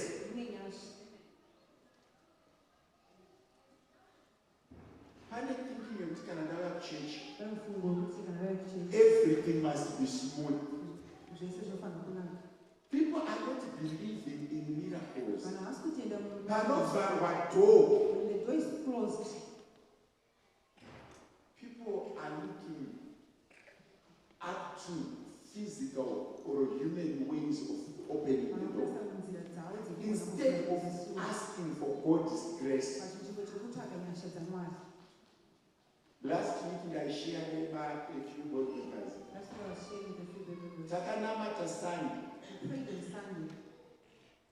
Shasta chiriliswa. Maichingomana manda chiriliswa chipiri vana vatokumba. When the church prayed, God answers. Monday vachisika manifest message, I'm released. Vavati hanzi ndichazoenda next Sunday. Chipiri tatu vachiti ndazipinda next bus. Do you know that God is still doing things, but at his own pace? But as soon as we want God to do things at our own pace, may we allow grace to grow within us. May we trust in the power of prayer once more. May we give ourselves again to his grace. People are reacting to arguments through pity. People are reacting to rebuke through fighting back. People are reacting to weaker brothers by further manipulating them. People are reacting to comments as attacks.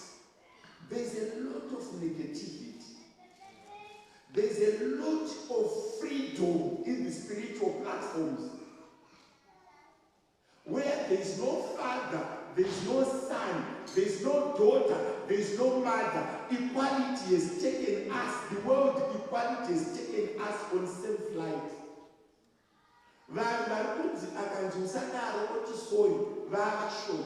People have means to fight back. People have means to you raise teenagers, you rebuke them, they get mood. 1 week, they get mood.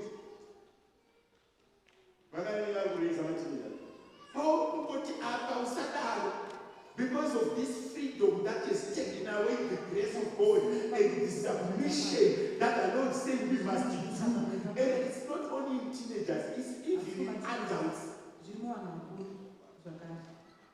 When someone is bad, I am sorry. I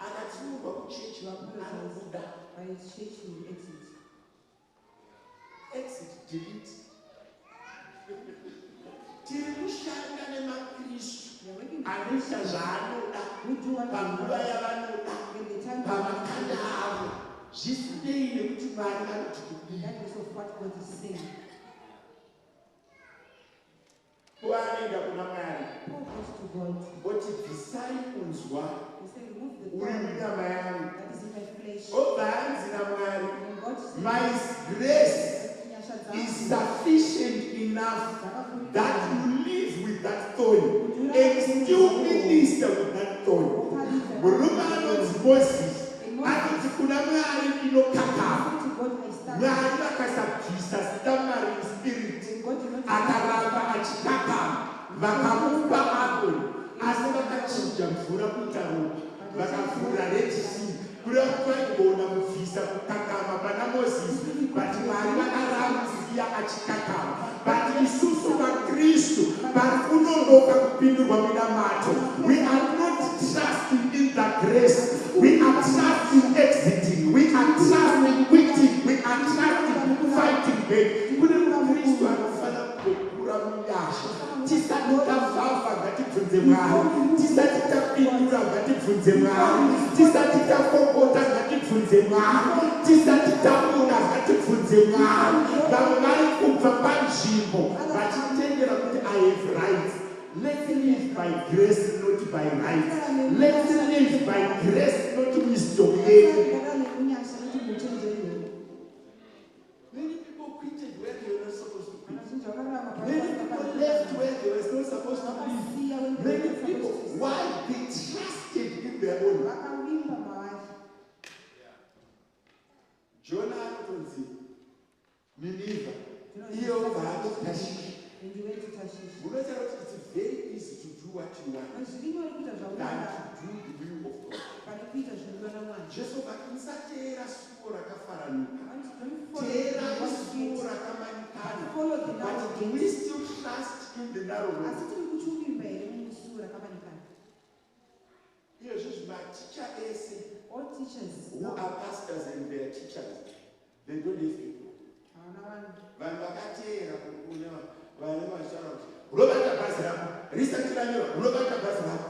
But those that teach the doctrine that tells you that you are not important, but the one who went to the cross is important. If your desire is clashing with the one of the Lord, yours must be submitted.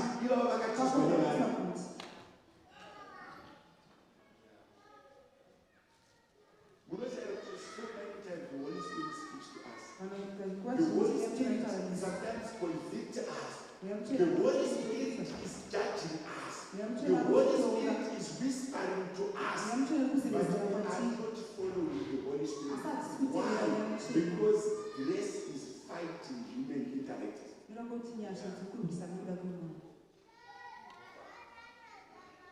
Kune munhu anenge achinofanira kuenda kuchechi.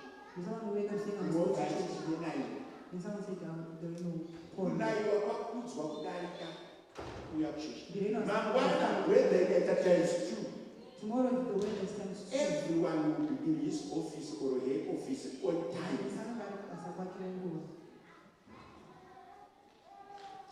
Can I repeat that statement? If the weather is double what it is today, tomorrow on time, everyone will be at their work. But when we need to sacrifice to move, the narrow road means you respect the word of God. You respect the word of God against your flesh.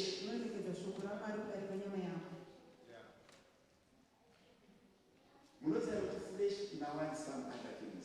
The word of God wants other things. And that battle between the flesh and the spirit is ever increasing.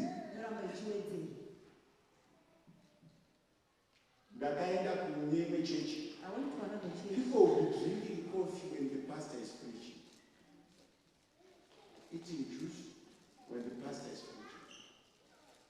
But they will be serious and move food from the table.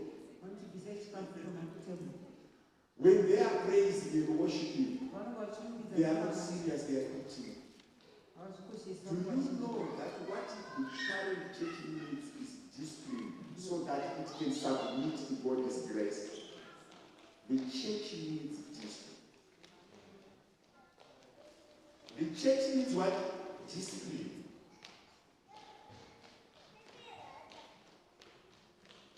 Pamubacho hana yangu inorova. Kuti kune munhu aenda kuchechi asina boots. Asi munhu asina kuuya kuchechi aine motikari.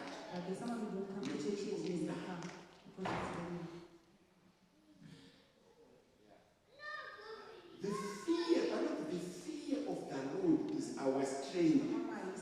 Does not mean when only we are encountered with sin or with pain, but part of discipline, the fear of the Lord in valuing Him in your own to wit. Comes grace. Munakagarwa nenyasha. I'll go for this.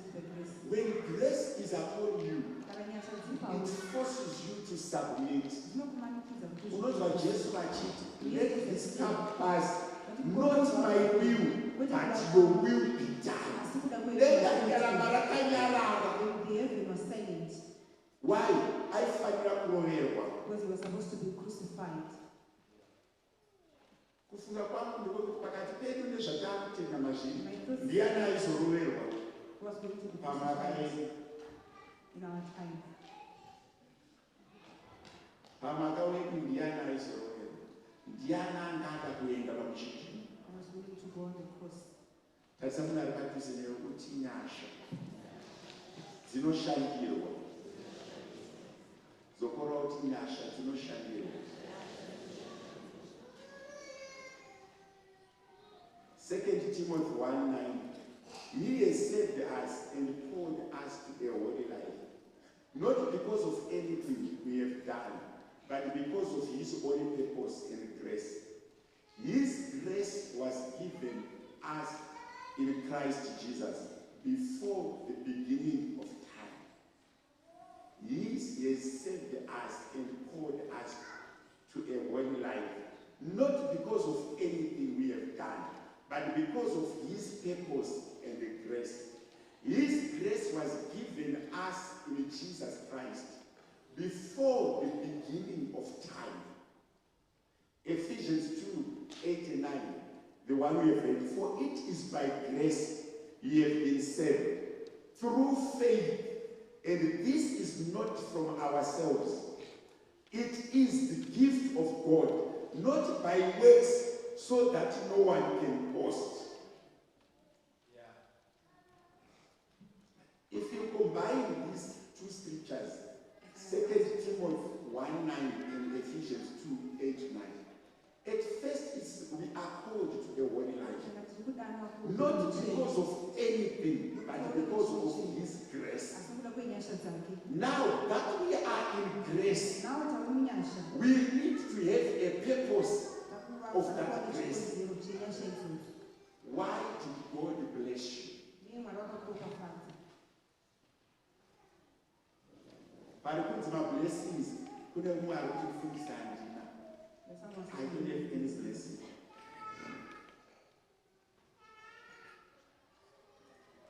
One of the days in a flight, ndiri mudege, ndakaona munhu akanga asina makumbo. It was a 3-seater. So, anga akagara the side, pakati pepa pasina munhu. Nekuti akanga asina makumbo, so I had a better space. And that day I was questioning God for a particular thing. Why did this happen to me? But ndakaona kuti murume aiverenga Bible. Achiratidza kuti ari kumeditate. Asina makumbo. And when I have legs, you can hear, you can see, but I won't put my life into that.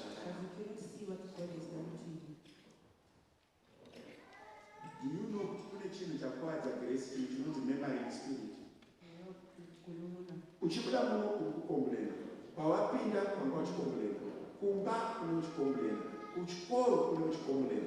Kune munhu kuti akona kupedza 24 hours without saying anything positive to anyone for no reason. Pastor Jim, alright. Pastor Kumba, alright. Mama Kandiba, Kandiba, Mama Kaya. What you have fed your mind is complain, and complain. Muruma wakochai, you regret marrying them. Rana wakochai, you regret giving them back. Gumbora wakochai, you are going. How do you mind this spirit? May I complain? I have gone to every wedding and I said, Gaunara priest. Agakashama, Mazwana, Donata, Ugashama. Ukachaka Mazwana, research which you can designers, Almasiamas.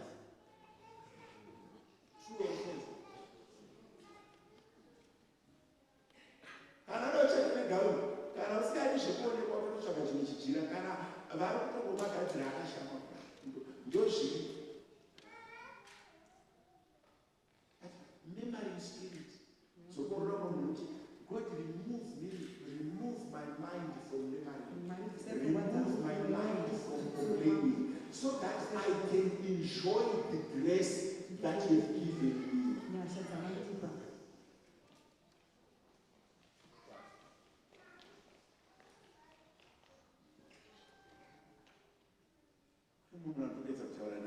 But the message I'm going to wear is the guy who changed your business.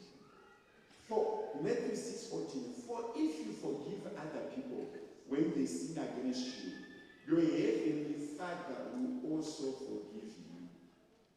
How many times do you forgive? Grace does not stay in a broken heart. Grace stays in the broken heart. And for you to heal from a broken heart, you need to forgive. Do you forgive? When we speak of grace, kune nyasha dzakakurwa naMwari asi hadzikukwanisa kusvika nekuti you have not forgiven. Kuno munhu wakasopiwa mwana 15 years ago wakachatsamwa but hauna kureka iwe ndiwe wakaita umwe kwake.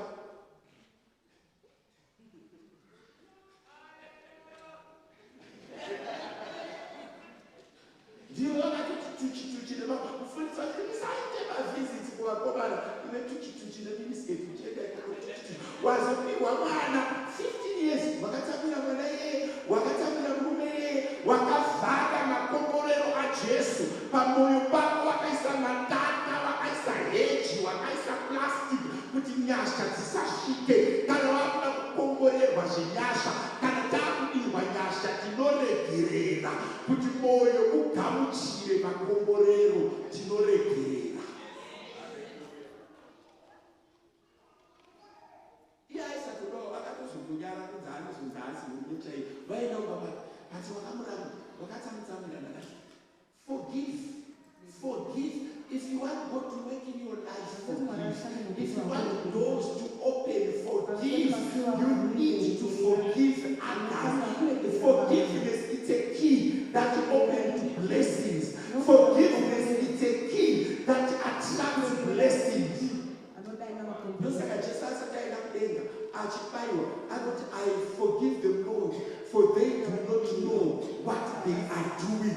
He was using a key to be transformed from earth to go to heaven. He needed to forgive the crucified. Forgiveness. Can I read this?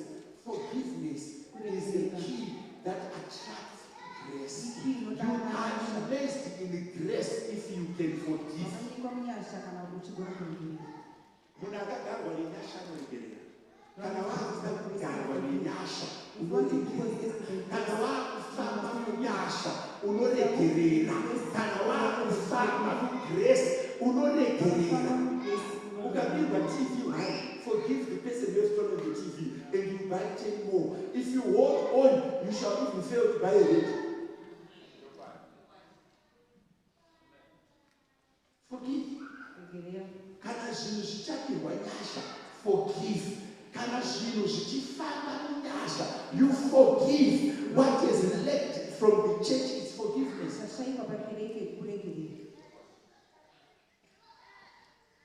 The Bible says the righteous shall fall 7 times and rise again 7 times.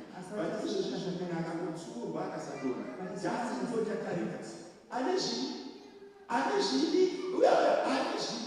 people that you are granting evil, God has forgiven them long ago. Partner with Christ to forgive others so that grace may abide upon your family.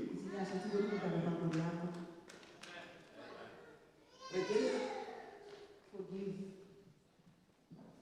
Kana akaimba akafa murudzo. Hanzi kana uchida kuenda regerera vakakutadzira ndiananiza. Umboimba one standard is going to good. Hanzi kana vakuda kuenda regerera vakakutadzira. Umbotaura kuti Mwari ndibatsire ndiwane nyasha dzenyu ndiregere. Regerera, vakakutadzira, regerera, vakakutadzira, regerera, vakakutadzira, regerera,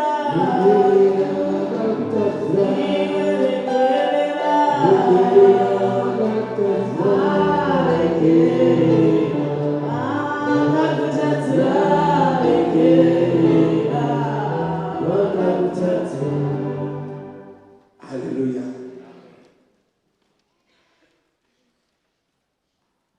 The word of God wants to release grace, but particularly nyasha, they need to find a heart that is ready to receive. When God is releasing grace, it's like a well. You come and fish. The measure of the container you bring, that's the measure of grace that you can take. But my containers, most of us, our it's a 20-liter container, but it's now carrying 5 liters. Why? Even though I'm going to It's like a container you see. but pastor all go my side all go but I'm so like to run away from Bible. It 20 liters, but Kushana 14. Yakaro my side, Yakako Gomazasi, about you get us up. Can I tell you the mayor? The Pam so, the Chikira, the Pass, Takatematemo, who got it right one, how next. Don't pay you a Tirkurama. I just take them in a car. Pass, Kushkamaso, Chicken, Papisoro, Passia, Pana, Canada, Napi, Wanyasha, Ganji, Taki, Pass, Canada, 20 grace needs us to be fully immersed in Him. But doing is difficult.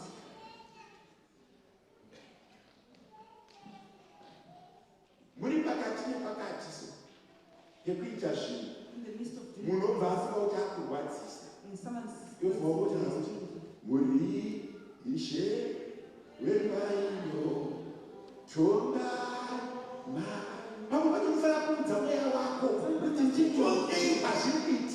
because we can reason that tendera Jehovah kurunzwa kana sana shokora bwari to help him baditikashi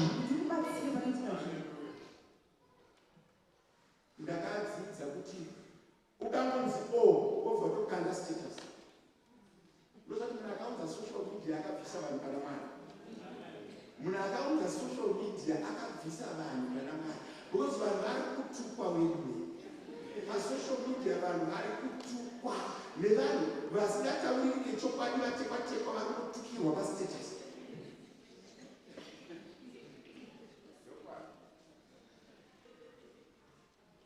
Tarisa, kune munhu kuti anorwisa nyowani everyday ayaananyowani pastatus achituka but ndiri kuti hazvina here kunaka kuda grace. Do you know what grace is? It's not what we receive. It's what entered into us, and it's what we are producing out. Tikaenda nemikumba, vanotenda here kuti uri muchechbodi. Chiende neni kwamakapera. Tosvika neni, wana mai guru, nana mai nini. Vanotenda here kuti munogadzira wori kumino.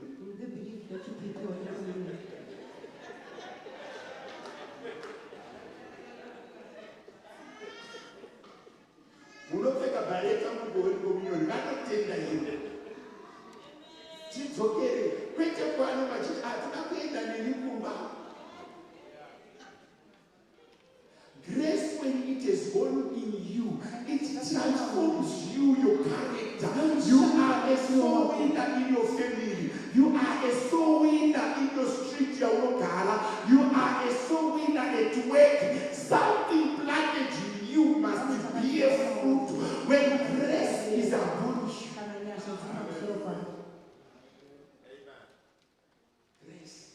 nyasha. Kuna nanyasha watu pakati basi nanyasha. Alingani achinzi nyasha in real life anurayani.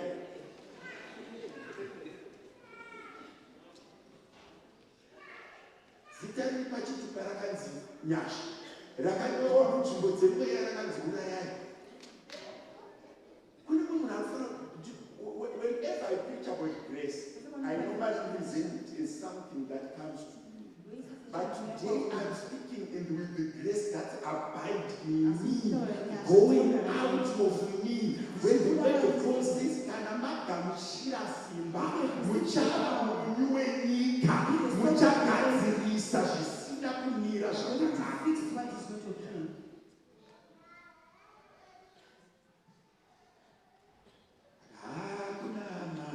Kupinda mambo Jesu hama dzako dzikakunzwa uchimba kudaro dzinoshandisika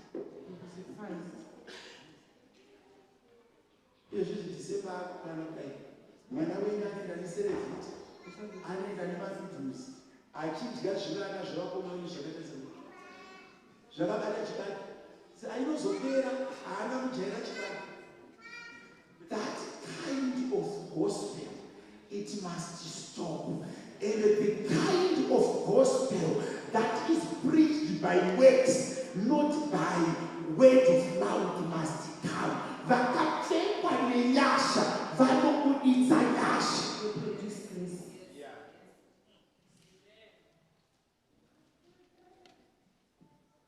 Do you represent Christ? Are you a representative of Christ? To what percentages do you represent Christ? What percentage do you represent Christ?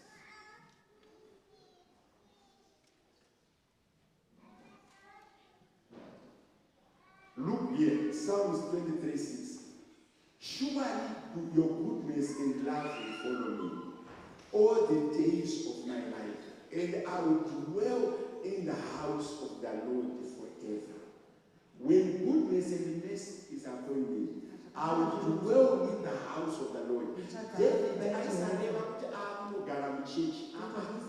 Aireva kuti chechi yaamandini. Munhu wese achandiona akuona the good and the mercy in me. Kwete kuti David aiti akunogara muchechi ayo. David akuti I'm now a moving church. In the more I'm a church, in the work I'm a church, I carry the good, I carry the mercy. And I distribute it.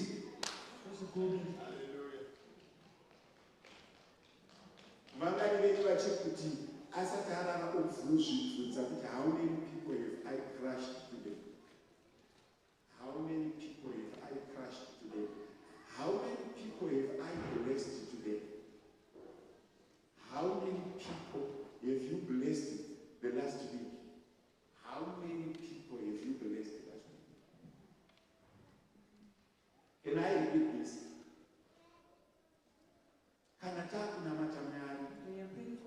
Let's pour grace of God by every negativity, by every trouble, by every fight, by every delay. Let's see the word of God. One day I was talking to a Muslim brother at Zimbabwe airport. Do you know there is a Muslim church? At Zim airport. Did you see that prayer? Then we were seated on the bench. Then he said to me, the flight is late. I'm going into the mosque to call it. A Muslim, I'm going into the mosque to call the flight so that I reach in time for my prayer in Ethiopia. But my Muslims, they are very few in Zimbabwe. But we don't have a prayer room at the Zimbabwean airport. Neither or Arakapo. But I don't have a prayer room. But wherever you go, there is a Muslim prayer room. What is happening? They are announcing their presence in every situation. Christian,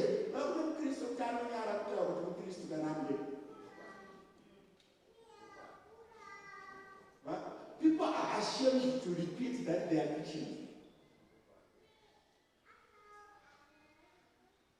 So we need.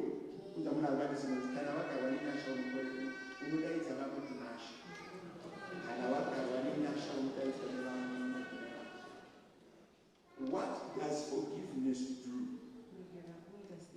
When you forgive, when you are living like Christ, and it's very easy to have the same command with Christ. Forgiveness, I can tell you from that far end bench to here, from there to here, from there to here, from there to there.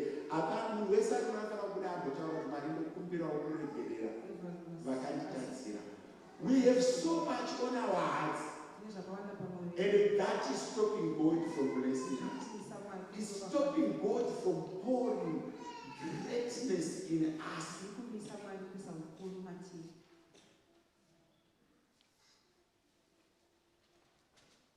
With a woman who is I'm proposing to forgive.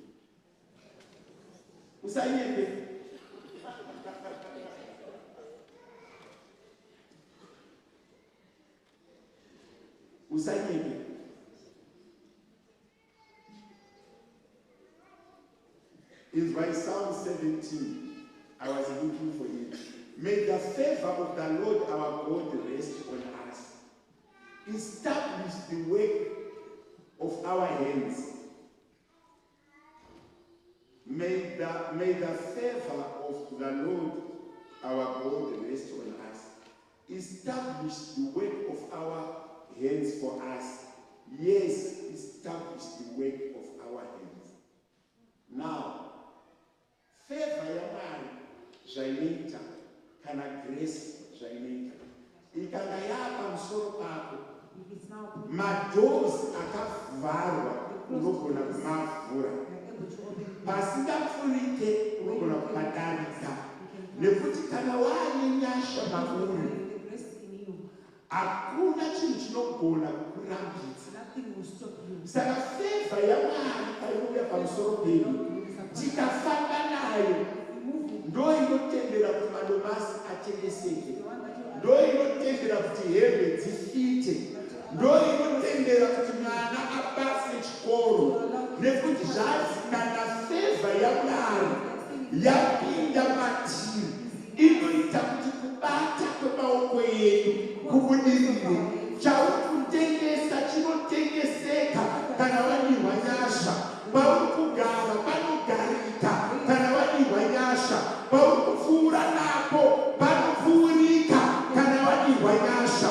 Mangwanani anoti Mwari, zvandiri kutadza ndiri ndega, ndiri kutenda kuti munodidirawo nyasha, ndiri kutenda kuti munogarawo matiri, munotenderawo kuti ndigarwe nenyasha, ndipfuure pandinofanira kupfuura, ndirege kuroyeka kana kuita madecisions anotikanganisa. David anoti kana mweya mutsvene nyasha dzagara matiri. Anotipa chinhu chinonzi enabling spirit. Unowanikwa chinhu chinokudaritsisa kana mwoyo yedu yakachena, mweya mutsvene ari pamusoro pedu, pari kurambirwa vamwe isu tinotenderwa, pari kutsikwa vamwe isu hatirwadziwe, pari kunzi vanopera isu hatiperi, pari kunzi vanoparara isu hatiparari. Izvi tikasvika pamvura dzinovava pamara kana tafamba naJesu gore rikudenga nemwedzi uchititungamira manheru, Mwari vanoti mvura yepamara irege kurava. Mwari vanoti nyoka dzemurenje dzirege kutiuraya tikarudzwa. Varume tinoda nyasha, vanababa tinoda nyasha, vana vedu vanoda nyasha, dzikagara pamusoro pedu ndodzinodzadzisa scripture inoti muchadya zvinouraya asi hamufe. Wari matiri mune chinobvisa rufu, chapinda chinouraya asi chirimo hachife. Tendera nyasha kugara pamusoro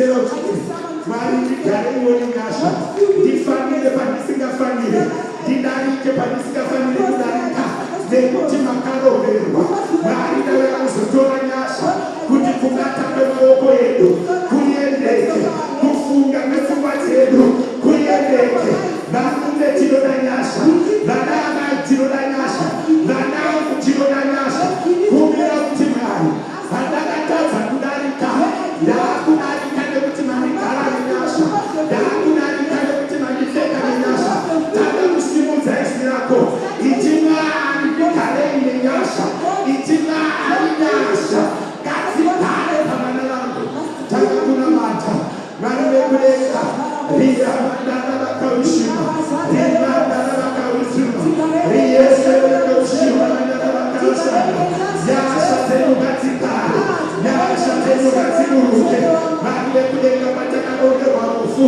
nyasha ngadziburuke Mwari vekudenga patakarongerwa kuparara nyasha ngadziburuke ngadzigare kumba kwangu nyasha ngadzigare mugote kwanguno nyasha ngadziende navo Mwari vekudenga masikati ano ndiri kunamatira nyasha Mwari vekudenga chikoro hachipo bati nyasha Mwari vekudenga zvikwanisiro hazvipo bati nyasha Mwari vekudenga zvekufambisa hapana bati ndiri kutenda nyasha dzigare pano ndiri kutenda nyasha ndiri kutenda nyasha ndiri kutenda nyasha ndiri kutenda nyasha dzenyu masikati ano Mwari vekudenga tiwanirei nyasha patinoswera tiwanirei nyasha mudzimba dzedu tiwanirei nyasha pavana vedu tiwanirei nyasha pakurarama kwedu Mwari tiwanireiwo nyasha Mwari vekudenga tiwanireiwo nyasha Mwari venyasha tiwanireiwo nyasha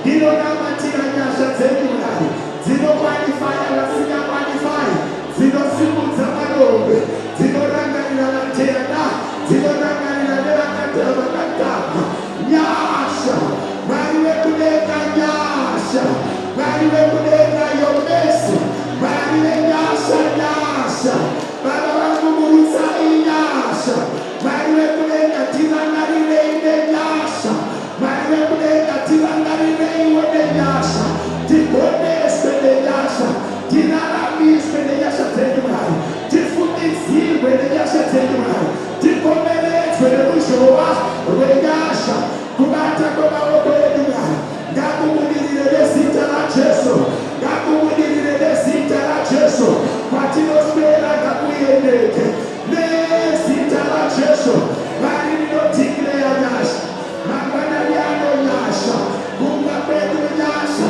mudzimba ngamuzare nyasha mudzimba dzevana vevanhu ngamuzare nyasha oya mandara vakaushuma rimerevedeuzira mandara vaka Baba vangu nyasha ngadziburuke Mwari vekudenga topinda zvenyasha Mwari vekudenga tidarike zvenyasha Mwari vekudenga tidarike zvenyasha vakanzi hatidariki tiyamudzei zvenyasha gore rinoti ridarike zvenyasha Baba patari kupedza gore nyasha